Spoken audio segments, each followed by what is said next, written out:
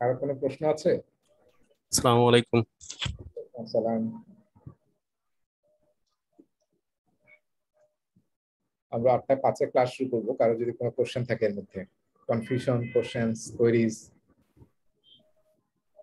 কালকে একটা live session করেছিলাম, আপনারা কেউ জয়েন করেছিলেন? দেখেছেন?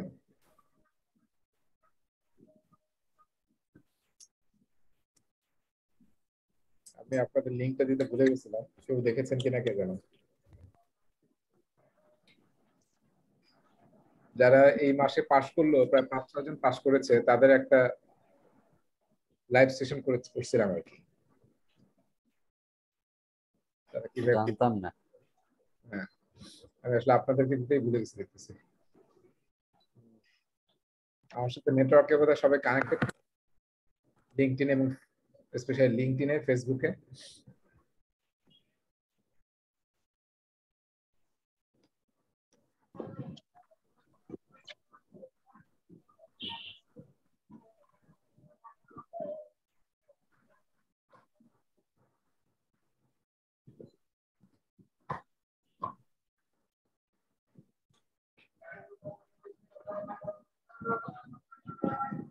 যে আমরা গতকাল সেশনটা করছিলাম, আপনার মধ্যে বেশি মানে কাজ করতেছে ও। হ্যাঁ,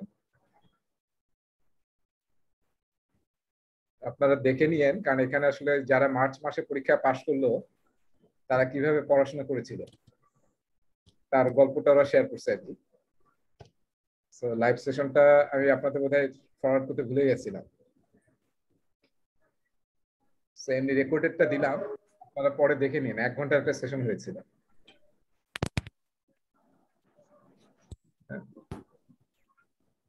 সেশনটার নাম ছিল আসলে উইথ অ্যান অসাম টিম। মানে একটা টিমে 5 জন ছিল, 5 জনই একসাথে পড়ালেখা করে পিএমবি পাস করেছে। সেই 5 জনের গল্পটা শেয়ার করতেছিলাম আর কি। আমি আপনাদের বারবার বলছি না যে আমাদের আসলে ক্লাসে গ্রুপ তৈরি করতে হবে, 3-4 জন 5 জন মিলে একটা গ্রুপ, তাহলে আসলে পরীক্ষা দেওয়া হবে এবং শেখাটা ভালো হবে। আর হেডফোন কেটে নষ্ট। হ্যাঁ, রেজাল্ট করিম বোধ হয় অন্য কারোর সাথে কথা বলছে না। আচ্ছা, ইউসুফ কি অবস্থা? আসসালামু আলাইকুম ভাইয়া।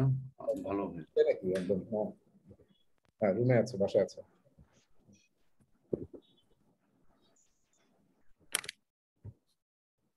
কবে ফিরবা? 4 মাস নাকি 1 বছর?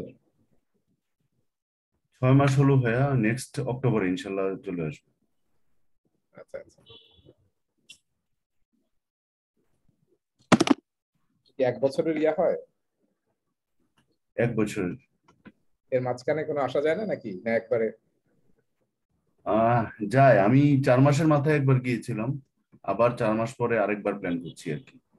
টিকিটের দাম বেশি, 1,20,000 টাকা হয়ে গেছে। আচ্ছা,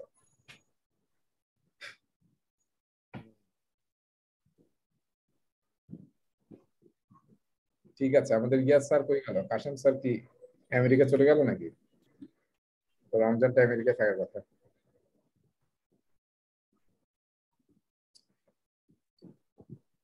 ক্লাসের লোকজন কই?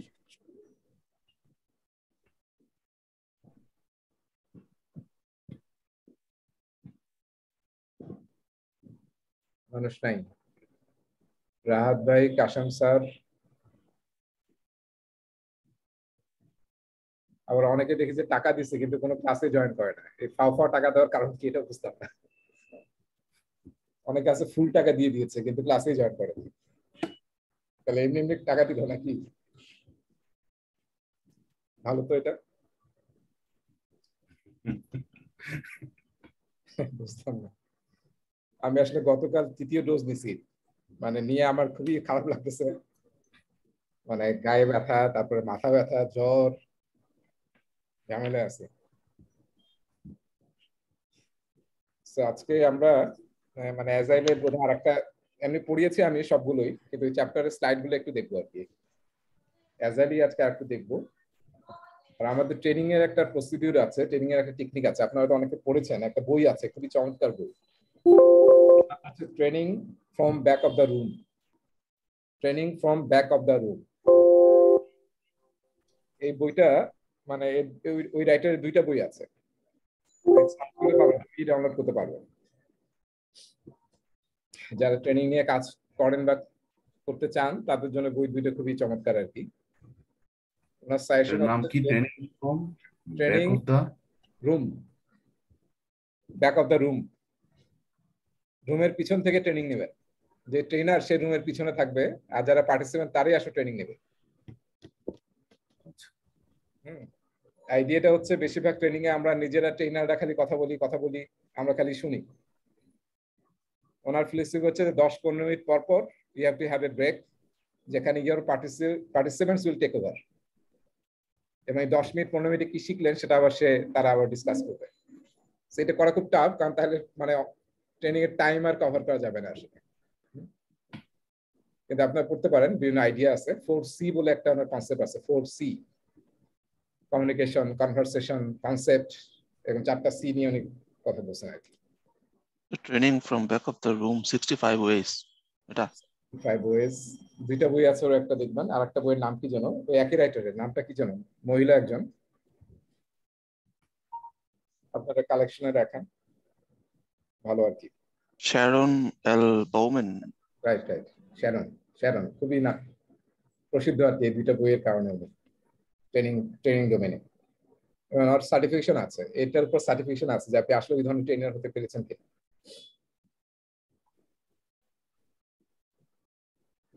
ঠিক আছে, তো আমাদের মানে আপনারা যেটা বারবার বলছি আমি, সেটা হচ্ছে যে ওই ক্লাসের সাথে সাথে একটু যেতে হবে। আমি যা পড়াচ্ছি ওটা অবশ্যই পড়ে নেবেন। কেউ কি পেরেছি এখনো ক্লাসের সাথে সাথে যা পড়াইছি এটা পড়ার? বেশি দূর আমরা যাইনি। গত ক্লাসটা পড়তে পারিনি, বাকিগুলো পড়ছি। কোনটা পড়তে পারিনি? গত ক্লাসেরটা, এই সপ্তাহটা বেশি অকুপাইড ছিলাম। আচ্ছা আচ্ছা, গত সপ্তাহের ক্লাসটা করা যায়। ঠিক আছে, এটা কিন্তু ভালো। মানে গতকাল যে সেশনটা করছিলাম ওখানে একজনকে দেখলাম যে আসলে আমার সাথে খুব এগ্রেসিভ ছিল আমার সাথে, মানে আমি যেভাবে বলেছি সে বাই দা বুক সেভাবে পড়াশোনা করছিল আর কি। যে আমি বলছি যে আমার সাথে পড়বেন এবং 45 ডেজের মধ্যে পরীক্ষা দিবেন, সে 45 ডেজের মধ্যে পরীক্ষা দিচ্ছে, মানে আমার ক্লাস শেষ হওয়ার যাওয়ার পরে উইদিন 45 ডেজ। হ্যাঁ, এবং উনি পাস করছেন ওইভাবে ফর্মুলা ফলো করে। আমার সাথে একবার পড়া হয়ে গেলে দেখবেন যে অনেক কনফিডেন্স চলে আসবে। তারপরে বেশি সময় লাগার কথা না, অ্যানাদার 45 ডেজ যেখানে কোশ্চেন গুলো সলভ করবেন। সিমুলেটর অ্যাক্সেস আমি দিয়েছি, সবাই কি কানেক্ট করেছেন? আমরা মাঝখানে মনে হয় 5 মিনিট লাগবে, আমরা কানেক্ট হবো, হওয়ার পর ওখানে একটা এক্সাম আছে, এক্সাম দেবো। আর ওখানে সিমুলেটরে প্রায় 1000 কোশ্চেন্স আছে, ওগুলো ঠিক মতো যদি সলভ করতে পারেন, কনসেপ্ট ক্লিয়ার করতে পারেন, তাহলে যথেষ্ট আসলে পরীক্ষার জন্য। খুবই অথেন্টিক, মানে 1000 এর মতো কোশ্চেন আছে, অ্যাজাইলের, হাইব্রিডের এবং হচ্ছে আপনার প্রেডিক্টিভের, 1000 এর মতো। ওই প্রশ্নগুলো সলভ করতে পারলে ইউ আর রেডি। হ্যাঁ,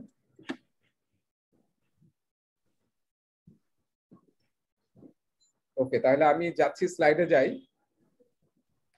আজকে আমি চেষ্টা করবো যে আপনারাই ক্লাস নেবেন, তাহলে ভালো হবে আর কি, কারণ আমার আর বেশিক্ষণ ক্লাস নিতে চাচ্ছি না। রমজানের একটা প্ল্যানও করতে হবে যে রমজানে কি করবো আমরা, রমজানে আসলে টাফ হয়ে যাবে। সবাই স্ক্রিন দেখতে পাচ্ছি?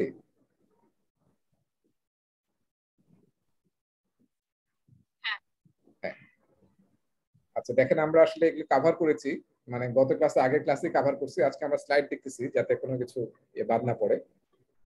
So delivering in an agile environment, এটা আমরা চ্যাপ্টার 5 করতেছি, agile practice guide. Agile practice guide সম্বন্ধে আমি বলেছি যে এটা আসলে ওয়ার্ড বাই ওয়ার্ড এবং বিটুইন দ্য লাইন্স করতে হবে, ঠিক আছে? এবং চ্যাপ্টার নম্বর 2, 3, 4, 5 এবং কয়েকটা অ্যানেক্সচার এবং গ্লোসারি, সেটাও আজকে স্লাইডে দেখবেন যে আছে, যে কোথায় কোনটা বিষয় পড়তে হবে। ওই জিনিসগুলো পড়লেই হবে আর কি। তো এখানে 2টা টার্মিনোলজি আছে দেখতে পাচ্ছেন, একটা হচ্ছে টিম চার্টার, নিচেরটা আমি বলতেছি, যেটাকে সোশ্যাল কন্ট্যাক্ট বলা হয় কিংবা গ্রাউন্ড রুলস বলা হয়। এটা আমরা বোধহয় 1 নম্বর না 2 নম্বর ক্লাসে নিজেরা গ্রাউন্ড রুলস সেট করেছিলাম আমাদের ক্লাসের জন্য, মনে আছে? আমরা নিজেরা সবাই মিলে কোর ভ্যালুস এবং রুলসটা কি হবে ক্লাসে, হ্যাঁ, সেটা কিন্তু আমরা সেট করেছিলাম। তো প্রতিটা অ্যাজাইল টিম এটা একদম তারা সবসময় প্র্যাকটিস করে, যখনই কোনো সেশন শুরু করে ওরা বা একটা প্রজেক্ট শুরু করে, তখন ওরা কোর ভ্যালুস সেট করে। হ্যাঁ, মাইক্রোসফট কর্পোরেশন তাদের 3টা কোর ভ্যালুজ আছে। আমার কাছে খুব পছন্দ হয়েছে কোর ভ্যালুজ গুলো। একটা হচ্ছে খুবই কমন জিনিস, একটা হচ্ছে আপনার রেসপেক্ট, একটা হচ্ছে কমিটমেন্ট, একটা হচ্ছে ইন্টিগ্রিটি। পুরা মাইক্রোসফট তো পুরা ডমিনেটিং একটা অর্গানাইজেশন, তাই না? তাদের কোর ভ্যালুজ কিন্তু এই 3টা। একজন এক অপরজনের প্রতি রেসপেক্ট করবে, আমি যে কাজটা নেব সেটার আমি কমিটেড থাকবো, আমি ওন করবো এবং কমিটেড থাকবো, এবং ইন্টিগ্রিটি। ইন্টিগ্রিটি কিন্তু শুধু টাকা পয়সার লেনদেন এরকম না, কিন্তু সততা।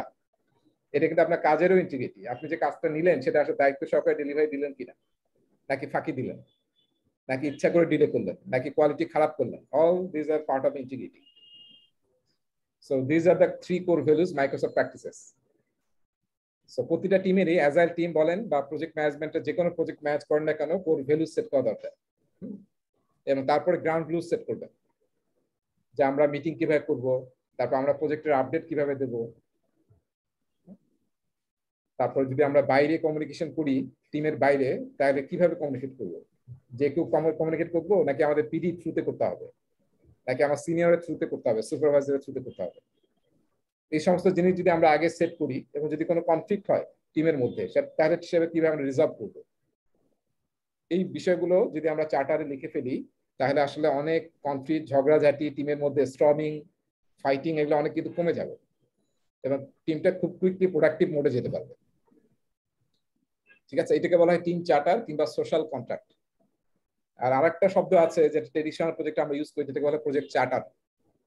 সেটা নিয়ে বোধহয় আমরা শুরুতেও আলোচনা করেছিলাম, সামনে আলোচনা করব। চার্টার মানে হচ্ছে যেখানে হাই লেভেল প্রজেক্টের কি করব আমরা সেটা বলা থাকে।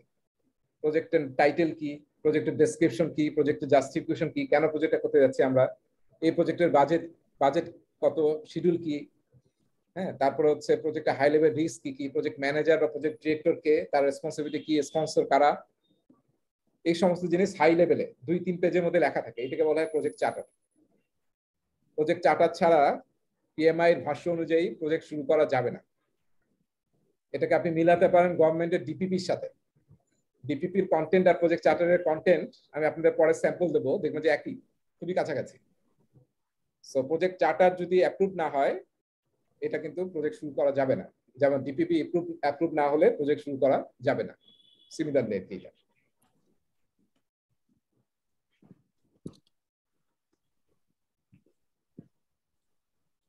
আচ্ছা, এই ছবিটা সবাই দেখেন এবং দেখেন কে ব্যাখ্যা করবেন। একটা ছবি দেখতে পাচ্ছি আমরা।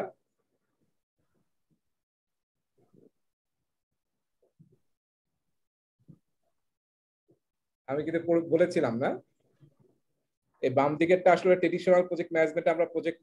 আমরা জানি যে প্রজেক্ট তো আসলে মানে একবারে করা যাবে না, তাই না? আমরা স্মলার কম্পোনেন্ট করি যাতে সহজে এটা আমরা ম্যানেজ করতে পারি। সো ট্রেডিশনাল প্রজেক্টে আমরা এইভাবে ব্রেকডাউন করি। বড় প্রজেক্টটাকে আমরা ওয়ার্ক ব্রেকডাউন স্ট্রাকচারে ভাগ করি, ছোট ছোট কম্পোনেন্টে। এটি নিয়ে আমরা একটা হোল টপিক আছে যেখানে আমরা ডিটেইল করব। সেই ডাব্লিউবিএস কে আরো ছোট করে ভাঙা হয় ওয়ার্ক প্যাকেজে। কয়েকটা ওয়ার্ক প্যাকেজ মিলে একটা ডাব্লিউবিএস এর কম্পোনেন্ট হয়। আর এক একটা ওয়ার্ক প্যাকেজকে ডেলিভারি দেওয়ার জন্য অনেকগুলো কাজ করতে হয়। সো ট্রেডিশনাল প্রজেক্ট আমরা এইভাবে সিম্পলি ব্রেকডাউন করি। ডান দিকেরটা কি? Agile method. হ্যাঁ, অ্যাজাইলে আমরা কিভাবে ব্রেকডাউন করি বলেন দেখি, কিভাবে করি আমরা? যে গত ক্লাসে বলেছিলেন যে প্রজেক্ট ভিশনের আন্ডারে রোড ম্যাপের আন্ডারে অনেকগুলো প্ল্যান বা থাকে, দেন এপিক থাকে, দেন থিম পড়িনি, ফিচার্সটা বলেছিলেন। ফিচার্স থাকে, আর ফিচার্স এর আন্ডারে অনেকগুলো ইউজার স্টোরি থাকে যেগুলো মিলে ফিচার্স হয়, এবং প্রতিটা ইউজার স্টোরির আন্ডারে আবার অনেকগুলো করে টাস্ক থাকে যেগুলো করে আর কি ইউজার স্টোরিটা সম্পূর্ণ করা হয়। Right, excellent. হ্যাঁ, তাহলে এইটাই কিন্তু আমাদের ব্রেকডাউন। দেখেন ব্রেকডাউন কিন্তু একই টাইপের। হ্যাঁ, আমরা এখানেও ডান দিকে আমরা লাস্টে গিয়ে টাস্কে চলে গেছি, বাম দিকে কিন্তু টাস্কে চলে গেছি। আলটিমেটলি প্রজেক্ট হচ্ছে কালেকশন অফ টাস্ক বা অ্যাক্টিভিটিস। কিন্তু অ্যাজাইল এক ধরনের নেমিং কনভেনশন ইউজ করে, আর ট্রেডিশনাল প্রজেক্ট খুব সিম্পল নেমিং কনভেনশন ইউজ করে আর কি। ঠিক আছে, কয়েকটা ফিচার মিলে একটা এপিক হয়, আবার অনেকে মাঝখানে থিম বলে। থিম মানে হচ্ছে রিলেটেড ফিচার গুলোকে একটা থিম বলে, রেলিভেন্ট গুলোকে। যেমন আপনি একটা ওয়েবসাইট বানাবেন, ওয়েবসাইটের মধ্যে ধরেন আপনি ম্যানেজমেন্টের ইনফরমেশন এক জায়গায় লিখতেছেন, আপনার ম্যানেজমেন্ট, অর্গানাইজেশনের ম্যানেজমেন্ট, হ্যাঁ, এক্সিকিউটিভ বডি, তারপর হচ্ছে আপনার টপ লেভেল ম্যানেজমেন্ট, তারপর হচ্ছে প্রজেক্টের পিপল ম্যানেজমেন্ট, এই ক্যাটাগরি গুলোকে আপনি একটা থিমের মধ্যে রাখলেন আর কি, এই ইউজ ফিচার গুলোকে। সেটাকে অনেকে থিম ইউজ করে। থিমটা ইউজ করা সবসময় করতে হবে এরকম না, মেনলি একই বিষয়, মানে এপিক কয়েকটা ফিচার মিলে এপিক হয়, কিংবা রিলেটেড রেলিভেন্ট ফিচার মিলে থিম হয়। ঠিক আছে, সো অনেকে থিমটা এক্সক্লুড করে, ডাইরেক্টলি এপিক বলে, এপিকের পরে ফিচার হয়।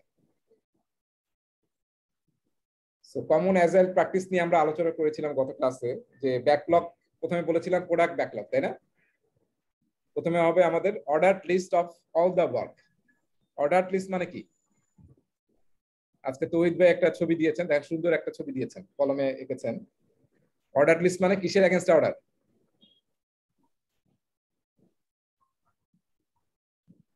এই যে আমরা লোয়ার থেকে হাই লেভেলে যাই, আমরা কাস্টমার ভ্যালু, কাস্টমার ভ্যালু, তাই না? বিজনেস ভ্যালু বা কাস্টমার কি এক্সপেক্ট করতেছে সেটাকে আমরা আসলে সবচেয়ে উপরে রাখি, যেটা টপ প্রায়োরিটি।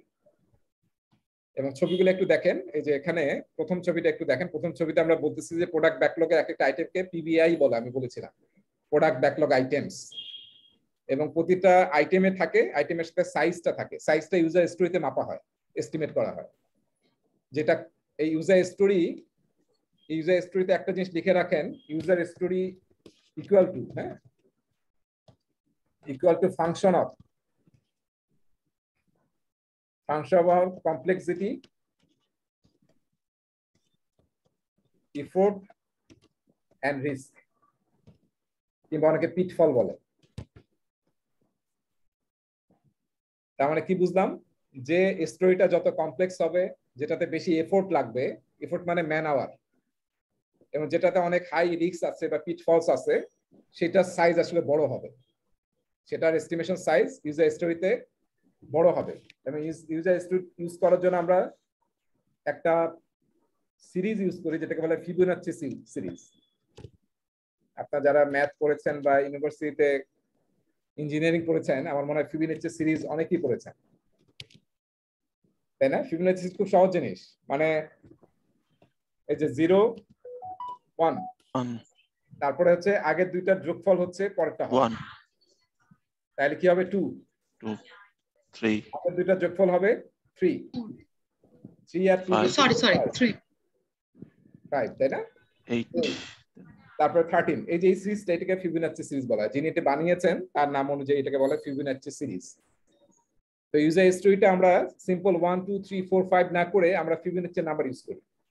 তার মানে কি, যদি একটা ইউজার স্টোরি সিম্পল হয় তাহলে সেটা সাইজ হয়তো 1, আর যেটা তার চেয়ে ডাবল কমপ্লেক্স হবে, এফোর্ট বেশি লাগবে ডাবল, রিস্ক ডাবল, সেটাকে হয়তো আমরা 2 বলবো। 2 ইউজার স্টোরি লাগবে, 2 স্টোরি পয়েন্ট লাগবে। হ্যাঁ, এটা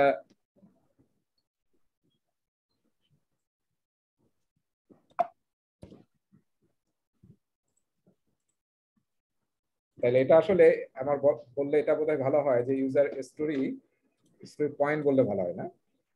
কোথায় গেল? সরি, এখানে দিয়ে মাউস নিয়ে একটা ঝামেলা লেগে যায়। ইউজার পয়েন্ট আর কি, হ্যাঁ, স্টোরি পয়েন্ট। হ্যাঁ, স্টোরি পয়েন্ট, প্রতিটা ইউজার স্টোরিকে স্টোরি পয়েন্ট দিয়ে মেজার করা হয়, এস্টিমেট করা হয়, যেটা হচ্ছে ফাংশন অফ কমপ্লেক্সিটি, এফোর্ট এবং রিস্ক। বুঝতে পেরেছি? তাহলে 2 এর চেয়ে যদি একটু কমপ্লেক্স হয় তাহলে আমরা 3 বলি, আর 3 এর চেয়ে যদি ডাবল টাইপ হয় তাহলে আমরা 5 বলি, যে 5 স্টোরি পয়েন্ট লাগবে। মনে রাখতে হবে স্টোরি পয়েন্টের কিন্তু কোনো ইউনিট নাই, এটা একটা জিনিস মনে রাখি, ইউনিটলেস। কেন ইউনিটলেস সেটা আমরা পরে আলোচনা করবো, কারণ এখানে এটা নিয়ে একটা টপিক আছে এবং আমরা একটা ক্লাসে গেমও খেলবো। ঠিক আছে, সো এমনি মনে রাখি স্টোরি পয়েন্ট, ইউজার স্টোরিকে এস্টিমেট করা হয় স্টোরি পয়েন্ট দিয়ে, এবং সেখানে আমরা ফিবোনাচ্চি সিরিজ ইউজ করি, আর এটা কোনো ইউনিট নাই, ইউনিটলেস।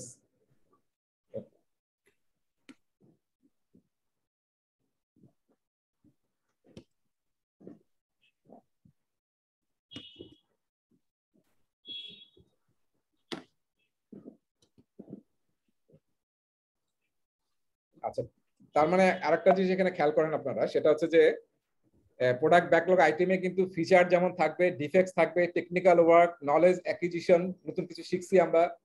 তার মানে অ্যাজাইলে কিন্তু আলাদা কোনো ডকুমেন্ট নাই, একটাই আর্টিফ্যাক্টস প্রোডাক্ট ব্যাকলগ, যেখানে সব থাকবে।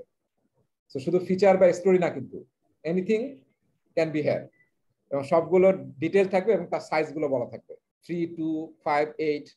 এই যে নিচের গুলো বড় সাইজ না, তার মানে কি? রিস্ক বেশি। হ্যাঁ, তার মানে এটা কিন্তু স্টোরি পয়েন্ট অনেক বড়। হ্যাঁ,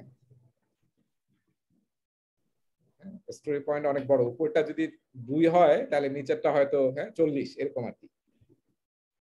পরেরটা দেখেন,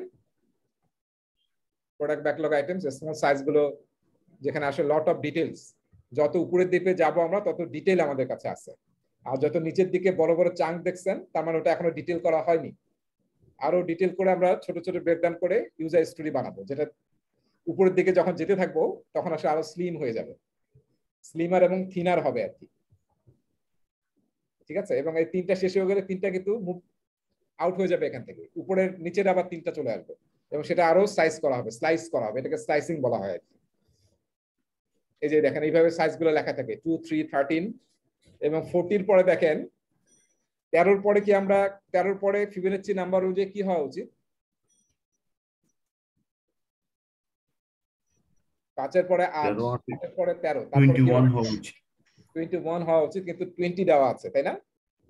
কারণ কি 21 একটু ফ্র্যাকশন লাগে। তো অ্যাজাইল টিম অনেক সময় ডাইরেক্টলি সরাসরি ফিবোনাচি নাম্বার ইউজ না করে বলে যে মডিফাইড ফিবোনাচি নাম্বার ইউজ করে সিম্পলিসিটির জন্য। 13 পরে 21 না বলে 20, এবং 20 পরে কত হওয়ার কথা? 20 পরে 33 34 বোধহয়, 34 বা কিছু একটা। তাহলে ওটা না করে 40 বলতেছে আর কি। তার মানে ডাবল কমপ্লেক্স, ডাবল এফোর্ট লাগবে, ডাবল রিস্ক আছে। এবং তারপরে দেখেন এল এবং এক্সেল লেখা আছে। এল মানে কি? সবাই টি শার্ট পরেন না? Large, XL. তো আমি অনেক আগে মানে মিডিয়াম পড়তাম, এম। এখনো মাথায় আছে যে আমি বোধহয় মিডিয়ামে আছি, এখন থেকে কোনো মিডিয়াম বিয়াই লাগে না। হ্যাঁ, এল কিংবা এক্সেলে চলে গেছি, তার মানে অবস্থা খারাপ নাকি?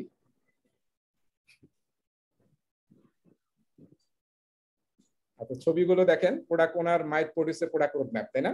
এগুলো কিন্তু সব দায়িত্ব ভিশন তৈরি করা, রোড ম্যাপ তৈরি করা, রিলিজ প্ল্যান তৈরি করা প্রোডাক্ট ওনারের কাজ কিন্তু। এবং দেখেন এই যে বুঝতে পারছি আমরা ছবিটা দেখে, হাই প্রায়োরিটি আইটেম সবার উপরে থাকবে, এবং এই যে আমরা টপ কয়েকটা যেটা দেখতেছি, এটা আমরা রিলিজ 1-এ দেবো। এই কয়েকটা ফিচার বা ইউজার স্টোরি আমরা রিলিজ 1-এ ডেলিভারি দেবো, রিলিজ 2-তে আমরা নেক্সট গুলো ডেলিভারি দেবো, এবং রিলিজ 3-তে আমরা পরের গুলো ডেলিভারি দেবো। এবং দেখেন রিলিজ 1-এর গুলো অনেক স্লিম করা হয়েছে, ডিটেল করা হয়েছে। আর যেগুলো এখন আমাদের নাই সেটা আমরা পরে করবো, যেটা অ্যাজাইলের প্র্যাকটিস, ইটারেটিভ এবং ইনক্রিমেন্টাল, এবং জাস্ট গুড এনাফ প্ল্যানিং। আমরা আগেই যাতে একদম লাস্টেরটা প্ল্যান না করি, সেটা আসলে অনেক সময় মিস ইউজ অফ টাইম, মানি এবং এফোর্ট হবে। ঠিক আছে, এবং একটা প্রোডাক্ট ব্যাকলগ ভালো কিনা, এই ডান দিকে দেখেন ডিপ শব্দটা দেখেন না, এটা কিন্তু পরীক্ষায় আসবে। হ্যাঁ, ডিপ, এরকম কয়েকটা অ্যাক্রোনিম আমরা পাবো, আমি বলবো। ডিপ মানে কি? মানে আপনার এই প্রোডাক্ট ব্যাকলগটা ভালো হয়েছে কিনা বোঝার উপায় কি? ডি, প্রথম ডি হচ্ছে ডিটেইলড অ্যাপ্রোপ্রিয়েটলি, মানে যত আমি টপ লেভেলে যাব তত একদম অ্যাপ্রোপ্রিয়েটলি ডিটেইল করা আছে। আর নিচের গুলো যেটা এখন আমরা কাজ করছি না, ফলে ওই অ্যাপ্রোপ্রিয়েটলি হাই লেভেলের ডিটেইলটা থাকবে। ই মানে হচ্ছে এমার্জেন্ট। এটা মানে কি? এমার্জেন্ট দিয়ে কি বুঝাচ্ছি?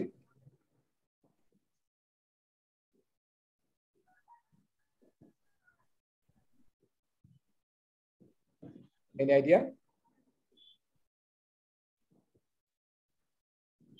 এইটা কি ফিক্স নাকি চেঞ্জ হবে? নতুন নতুন এমার্জ করতে পারে না, বিজনেস ডাইনামিক্স চেঞ্জ হওয়ার কারণে, কাস্টমারের ডিমান্ড চেঞ্জ হওয়ার কারণে। এটা কিন্তু ফিক্স না যে আমি ফিক্স করে ফেলছি আর কোনো চেঞ্জ হবে না।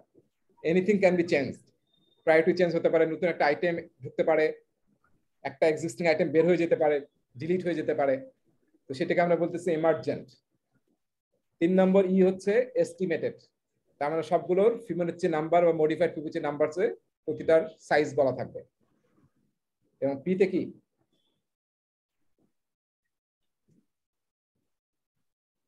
প্রায়োরিটাইজ না? Product backlog always high priority থেকে লো প্রায়োরিটির দিকে প্রায়োরিটাইজ করা থাকবে। ঠিক আছে, এই চারটা যদি জিনিস থাকে তাহলে আপনার প্রোডাক্ট ব্যাকলগটা ভালো হয়েছে। একটা ভালো প্রোডাক্ট ব্যাকলগের ক্যারেক্টারিস্টিক হচ্ছে এগুলো। এরপর আমরা একটা ইভেন্ট পড়েছিলাম ব্যাকলগ রিফাইনমেন্ট, মনে আছে? ব্যাকলগ রিফাইনমেন্ট কিসের জন্য করা হয়, বা গ্রুমিং?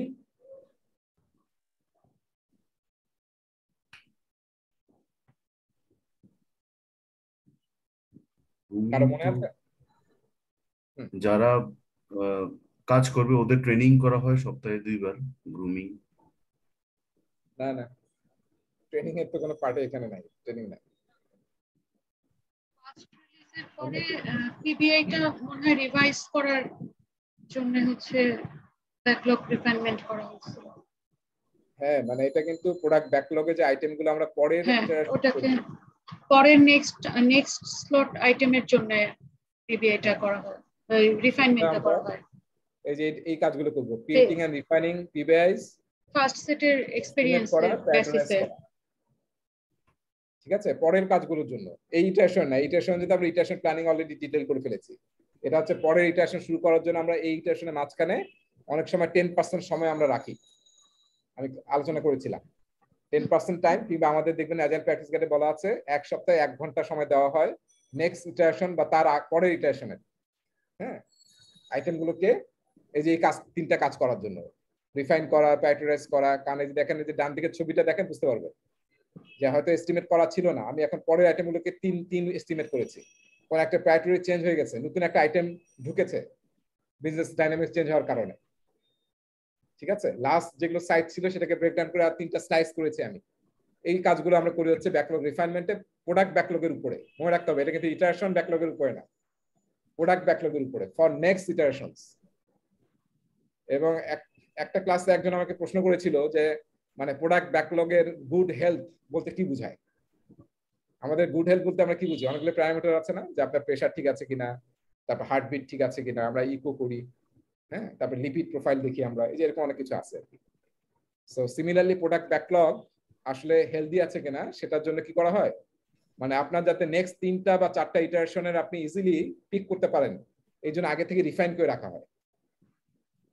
ঠিক আছে, 3-4টা ইটারেশন আমার যাতে ডিটেইল করা থাকে, 3-4টা ইটারেশনের যে ফিচারগুলো আমরা নিয়ে কাজ করব। এরকম না যে জাস্ট একটা ইটারেশন জন্য আমরা করি, 2-3টা করি, তাহলে আসলে রিস্কটা কম থাকে না। দেখবেন যে আপনার টাইম হবে না, বা আপনার আসলে কাস্টমারের সাথে কথা বলতে হবে, যে টাইমটা আসলে মিসইউজ হয়ে যাবে। তো আগে থেকে যদি আমরা 3-4টা ইটারেশনের ফিউচার প্ল্যান করতে থাকি, তাহলে আসলে আমাদের এগুলো আগে থেকে আমরা কন্ট্রোল করতে পারবো, নাহলে পরে দেখবেন আনকন্ট্রোল হয়ে যাবে। এই যে আমরা এখানে দেখেন দেওয়া হচ্ছে না, বিন দেখাচ্ছি না, ট্রাস্ট, তার মানে কিছু আইটেম কিন্তু ডিলিটও হয়ে যেতে পারে। সেটা আমরা গ্রুম সেশনে বা রিফাইন সেশনে ডিসাইড করবো যে কোনটা আমরা ট্রাস্টে পাঠিয়ে দেবো, কারণ এটা দরকার নেই দেখা যাচ্ছে। এবং ব্যাকলগ রিফাইনমেন্টে কারা কারা থাকে এই ছবিটা দেখেন। এই ছবিটা যে বই থেকে নেওয়া হয়েছে, বইটার নাম হচ্ছে এসেনশিয়াল স্কাম। খুব চমৎকার বই, প্রায় 400 পেজের চেয়ে বেশি বই। বইটা আপনাদের দেওয়া আছে, দেখবেন গুগল ড্রাইভে। কেউ যদি একদম কনফিডেন্স চান, ওটা স্কামের উপর বই, কিন্তু আপনি যদি মানে ডিটেল পড়েন তাহলে আসলে কনফিডেন্স পাবেন যে ইউ নো এভরিথিং। সো এখানে দেখেন, এই যে আমরা এই যে মাঝখানে যে ছবিটা দেখতে পাচ্ছি, সরি,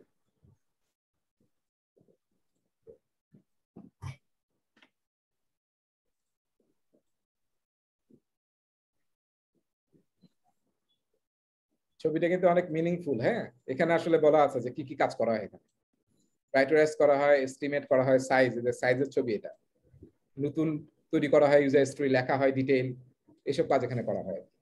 আর কারা কারা পার্টিসিপেট করে, this are the participants, scam master, full team, হ্যাঁ, ডেভেলপমেন্ট টিম যেটা আমরা বলি, প্রোডাক্ট ওনার থাকবে, কাস্টমার, ইন্টারনাল এবং এক্সটার্নাল স্টেকহোল্ডার মানে হচ্ছে কাস্টমারসটাও থাকবে আর কি। সো ছবিগুলো একটু দেখবেন, তাহলে অনেক কিছু ক্লিয়ার হবে। ইটারেশন প্ল্যানিং নিয়ে আমরা কথা বলেছিলাম, মনে আছে না? যেখানে আসলে আমরা 2টা ভাগে ভাগ করি। প্রথম ভাগে হোয়াট ডিসাইড করি, গোল সেট করি, যে আমাদের ইটারেশনের গোল কি এবং কি কি করবো আমরা, হোয়াট করি। তারপরে হু এবং হোয়েন, যেটাকে আমি হাউ বলি, হাউটার দায়িত্ব হচ্ছে কার? টিমের। হু এবং হ্যাঁ, ওয়াই এবং হোয়াট হবে প্রোডাক্ট ওনারের মেইনলি, সবাই পার্টিসিপেট করবে ঠিক আছে, কিন্তু মেইন ওনারশিপ হচ্ছে প্রোডাক্ট ওনারের। আর হাউটা হচ্ছে টিমের, যেটাকে আমি হু এবং হোয়েন বলতেছি, কে কখন কি করবে না করবে সব ডিসাইড করবে টিম নিজেরা। ছবি দুটো দেখবেন যে ছবিটা মিনিংফুল, যে স্ক্রিন গোল থাকবে সবার উপরে, তারপর স্ক্রিনটা আমি এই 3টা ব্লু আইটেম নিয়েছি, সেই 3টাকে আবার ভাগ করে টাস্কে নিয়ে আসছি। এই যে অ্যাশ কালার যেগুলো দেখছেন যে টাস্কের এক্সাম্পল, যেটা এখানে ছোট্ট করে লেখা আছে যে কোন টাস্কের কি নাম এবং কত ঘন্টা লাগবে। টাস্ক যখন আমরা আইডেন্টিফাই করবো তখন ঘন্টায় চলে আসবে, ইউজার স্টোরি পর্যন্ত স্টোরি পয়েন্টে থাকবে, কিন্তু যখন আমি কাজে ব্রেকডাউন করে ফেলবো ইউজার স্টোরিকে তখন সেটা আওয়ারে চলে আসবে, কত আওয়ার লাগবে একজন টিম মেম্বারের বা একাধিক টিম মেম্বারের, সেটা আমরা আওয়ারে তখন ক্যালকুলেট করি। ঠিক আছে, এই যে চার রেক্টাঙ্গেলের মধ্যে যেটা লেখা আছে দেখেন, চমৎকার কথা, agile teams do not plan just once in one single chunk, তাই না? Instead, agile teams plan a little, deliver, learn, and then replan a little more in an ongoing cycle. চমৎকার কথা কিন্তু, হ্যাঁ, একটা ইটারেশন আমরা ডেলিভারি দেবো, সেখান থেকে শিখবো, নেক্সট ডেলিভারিতে আমরা নেক্সট ইটারেশন আবার ছোট্ট ডেলিভারি দেবো, এইভাবে আমরা আগাতে থাকি। So it is iteration planning.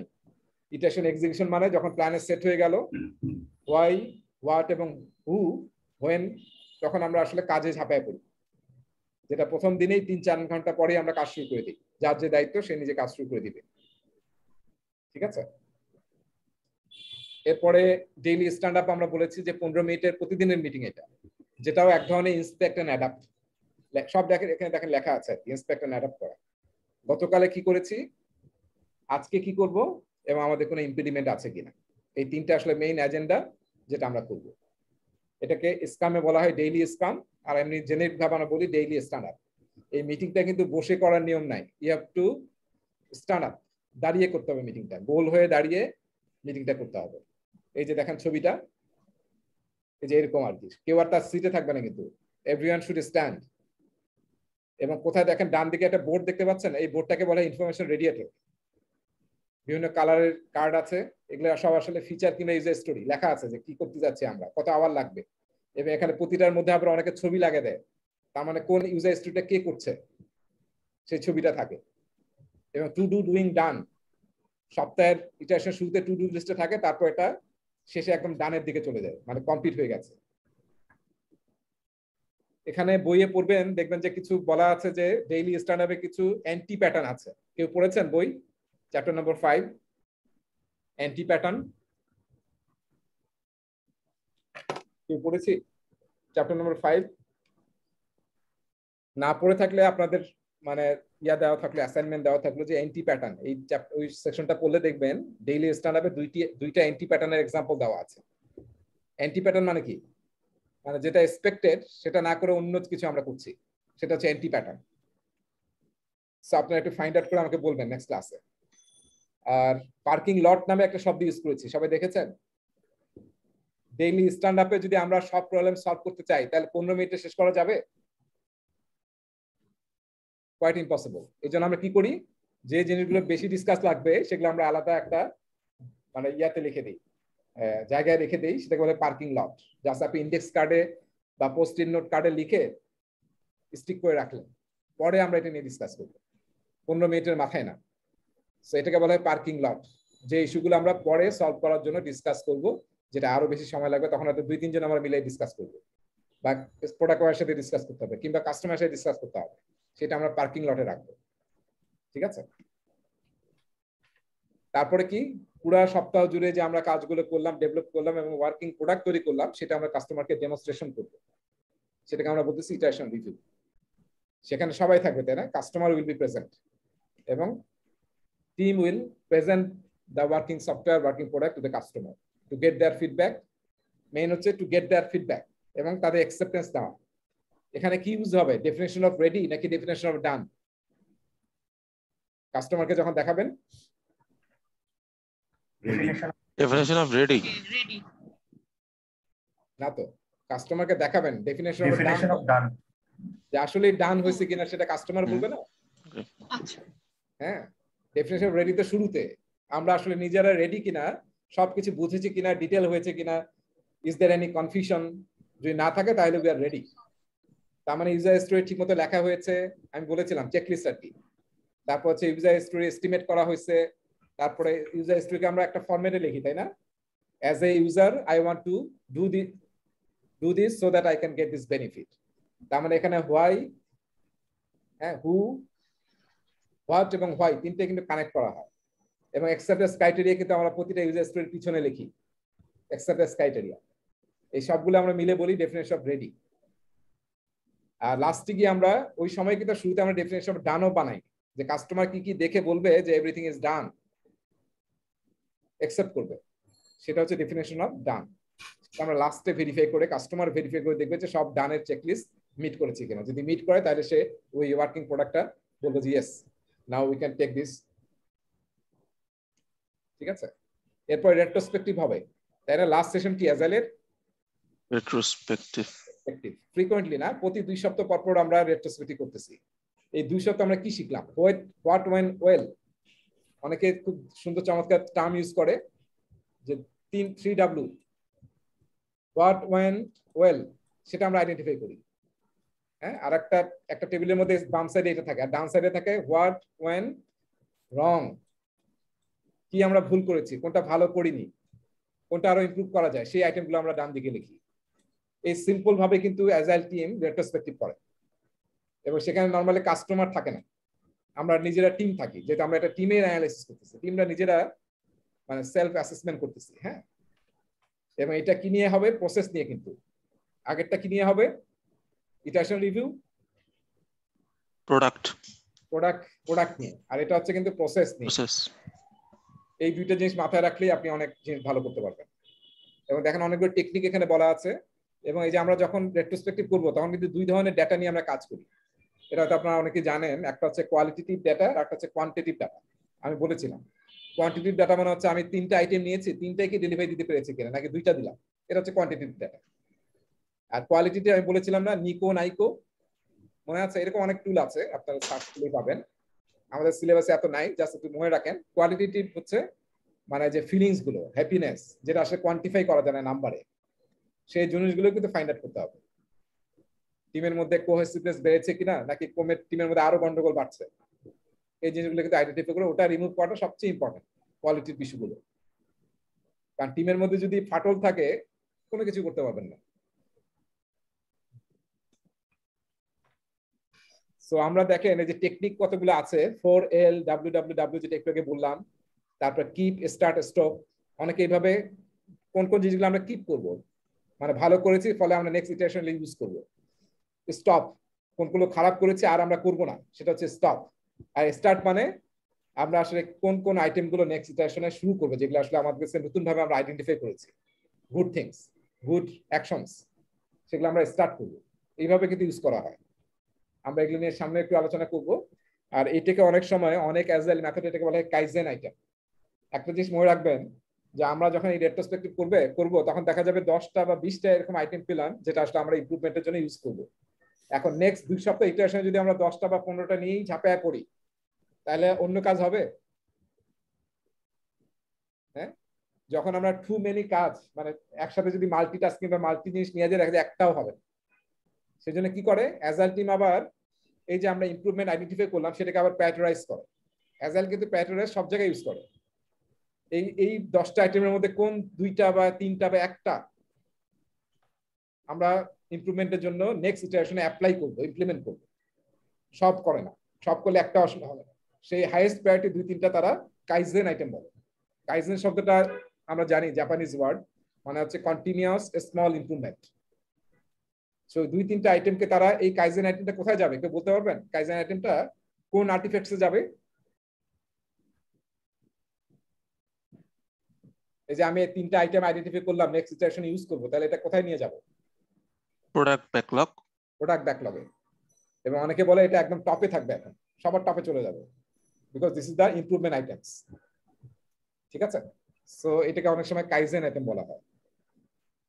So আপনারা একটু এখানে পড়ে নিয়ে দেখবেন যে টাইম টু ডু কখন কোড করা হয় এটা, তারপরে র্যাঙ্ক করা, কোয়ালিটি, এসব সবই আছে এখানে দেখবেন।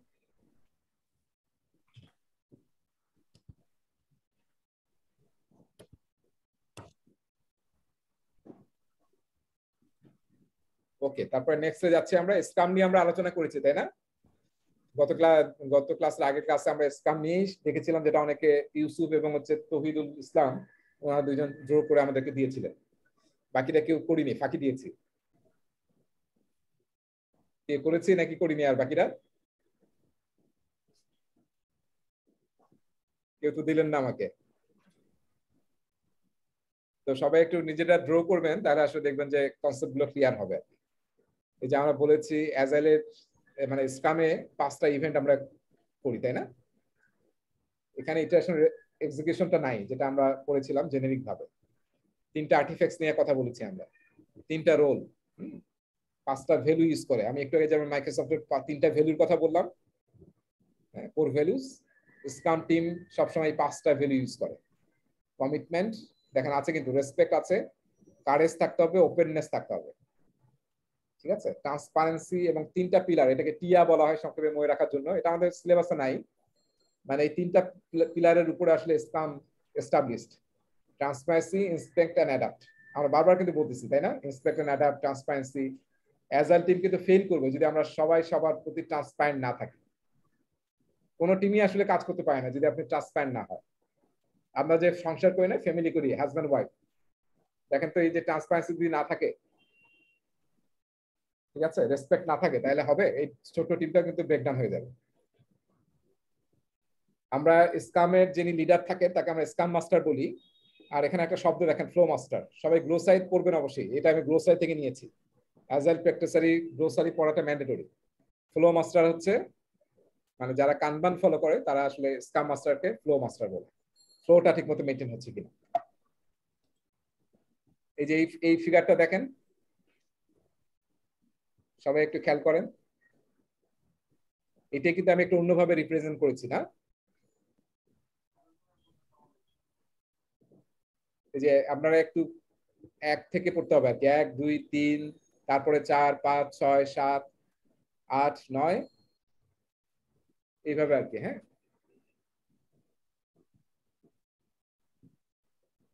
দেখেন তো আমরা ব্যাখ্যা করতে পারি কিনা, বুঝতে পারছি। 1 নম্বরে কি,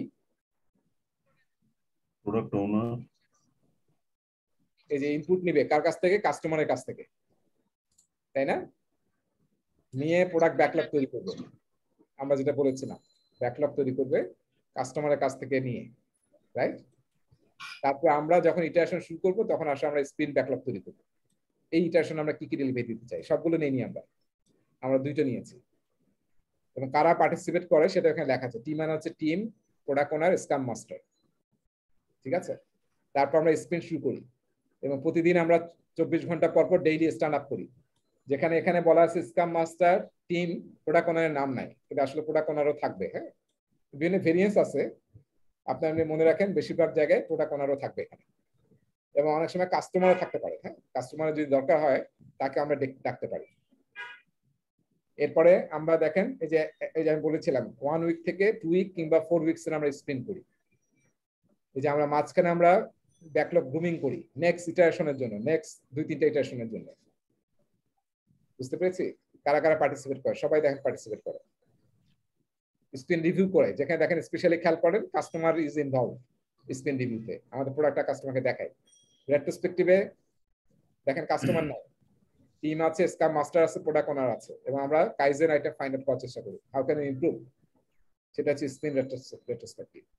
কাস্টমার যেগুলো একসেপ্ট করেছে সেটা আমরা তাকে রিলিজ দিয়ে দিই। এটাও প্রোডাক্ট ওনারের দায়িত্ব, এটা মার্কেটে দিয়ে দেওয়া বা কাস্টমারকে হ্যান্ড ওভার করা, ঠিক আছে। সেইভাবে আমরা ইনক্রিমেন্টাল রিলিজ দিতে থাকবো। এটা শেষ, এখন আবার আমরা 1 নম্বরে চলে আসবো, আবার শুরু করবো নেক্সট ইটারেশন। এইভাবে কিন্তু কন্টিনিউয়াসলি চলতে থাকবে।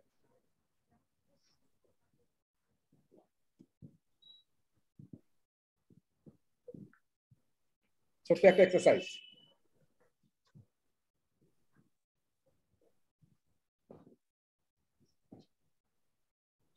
কার কোন দায়িত্ব?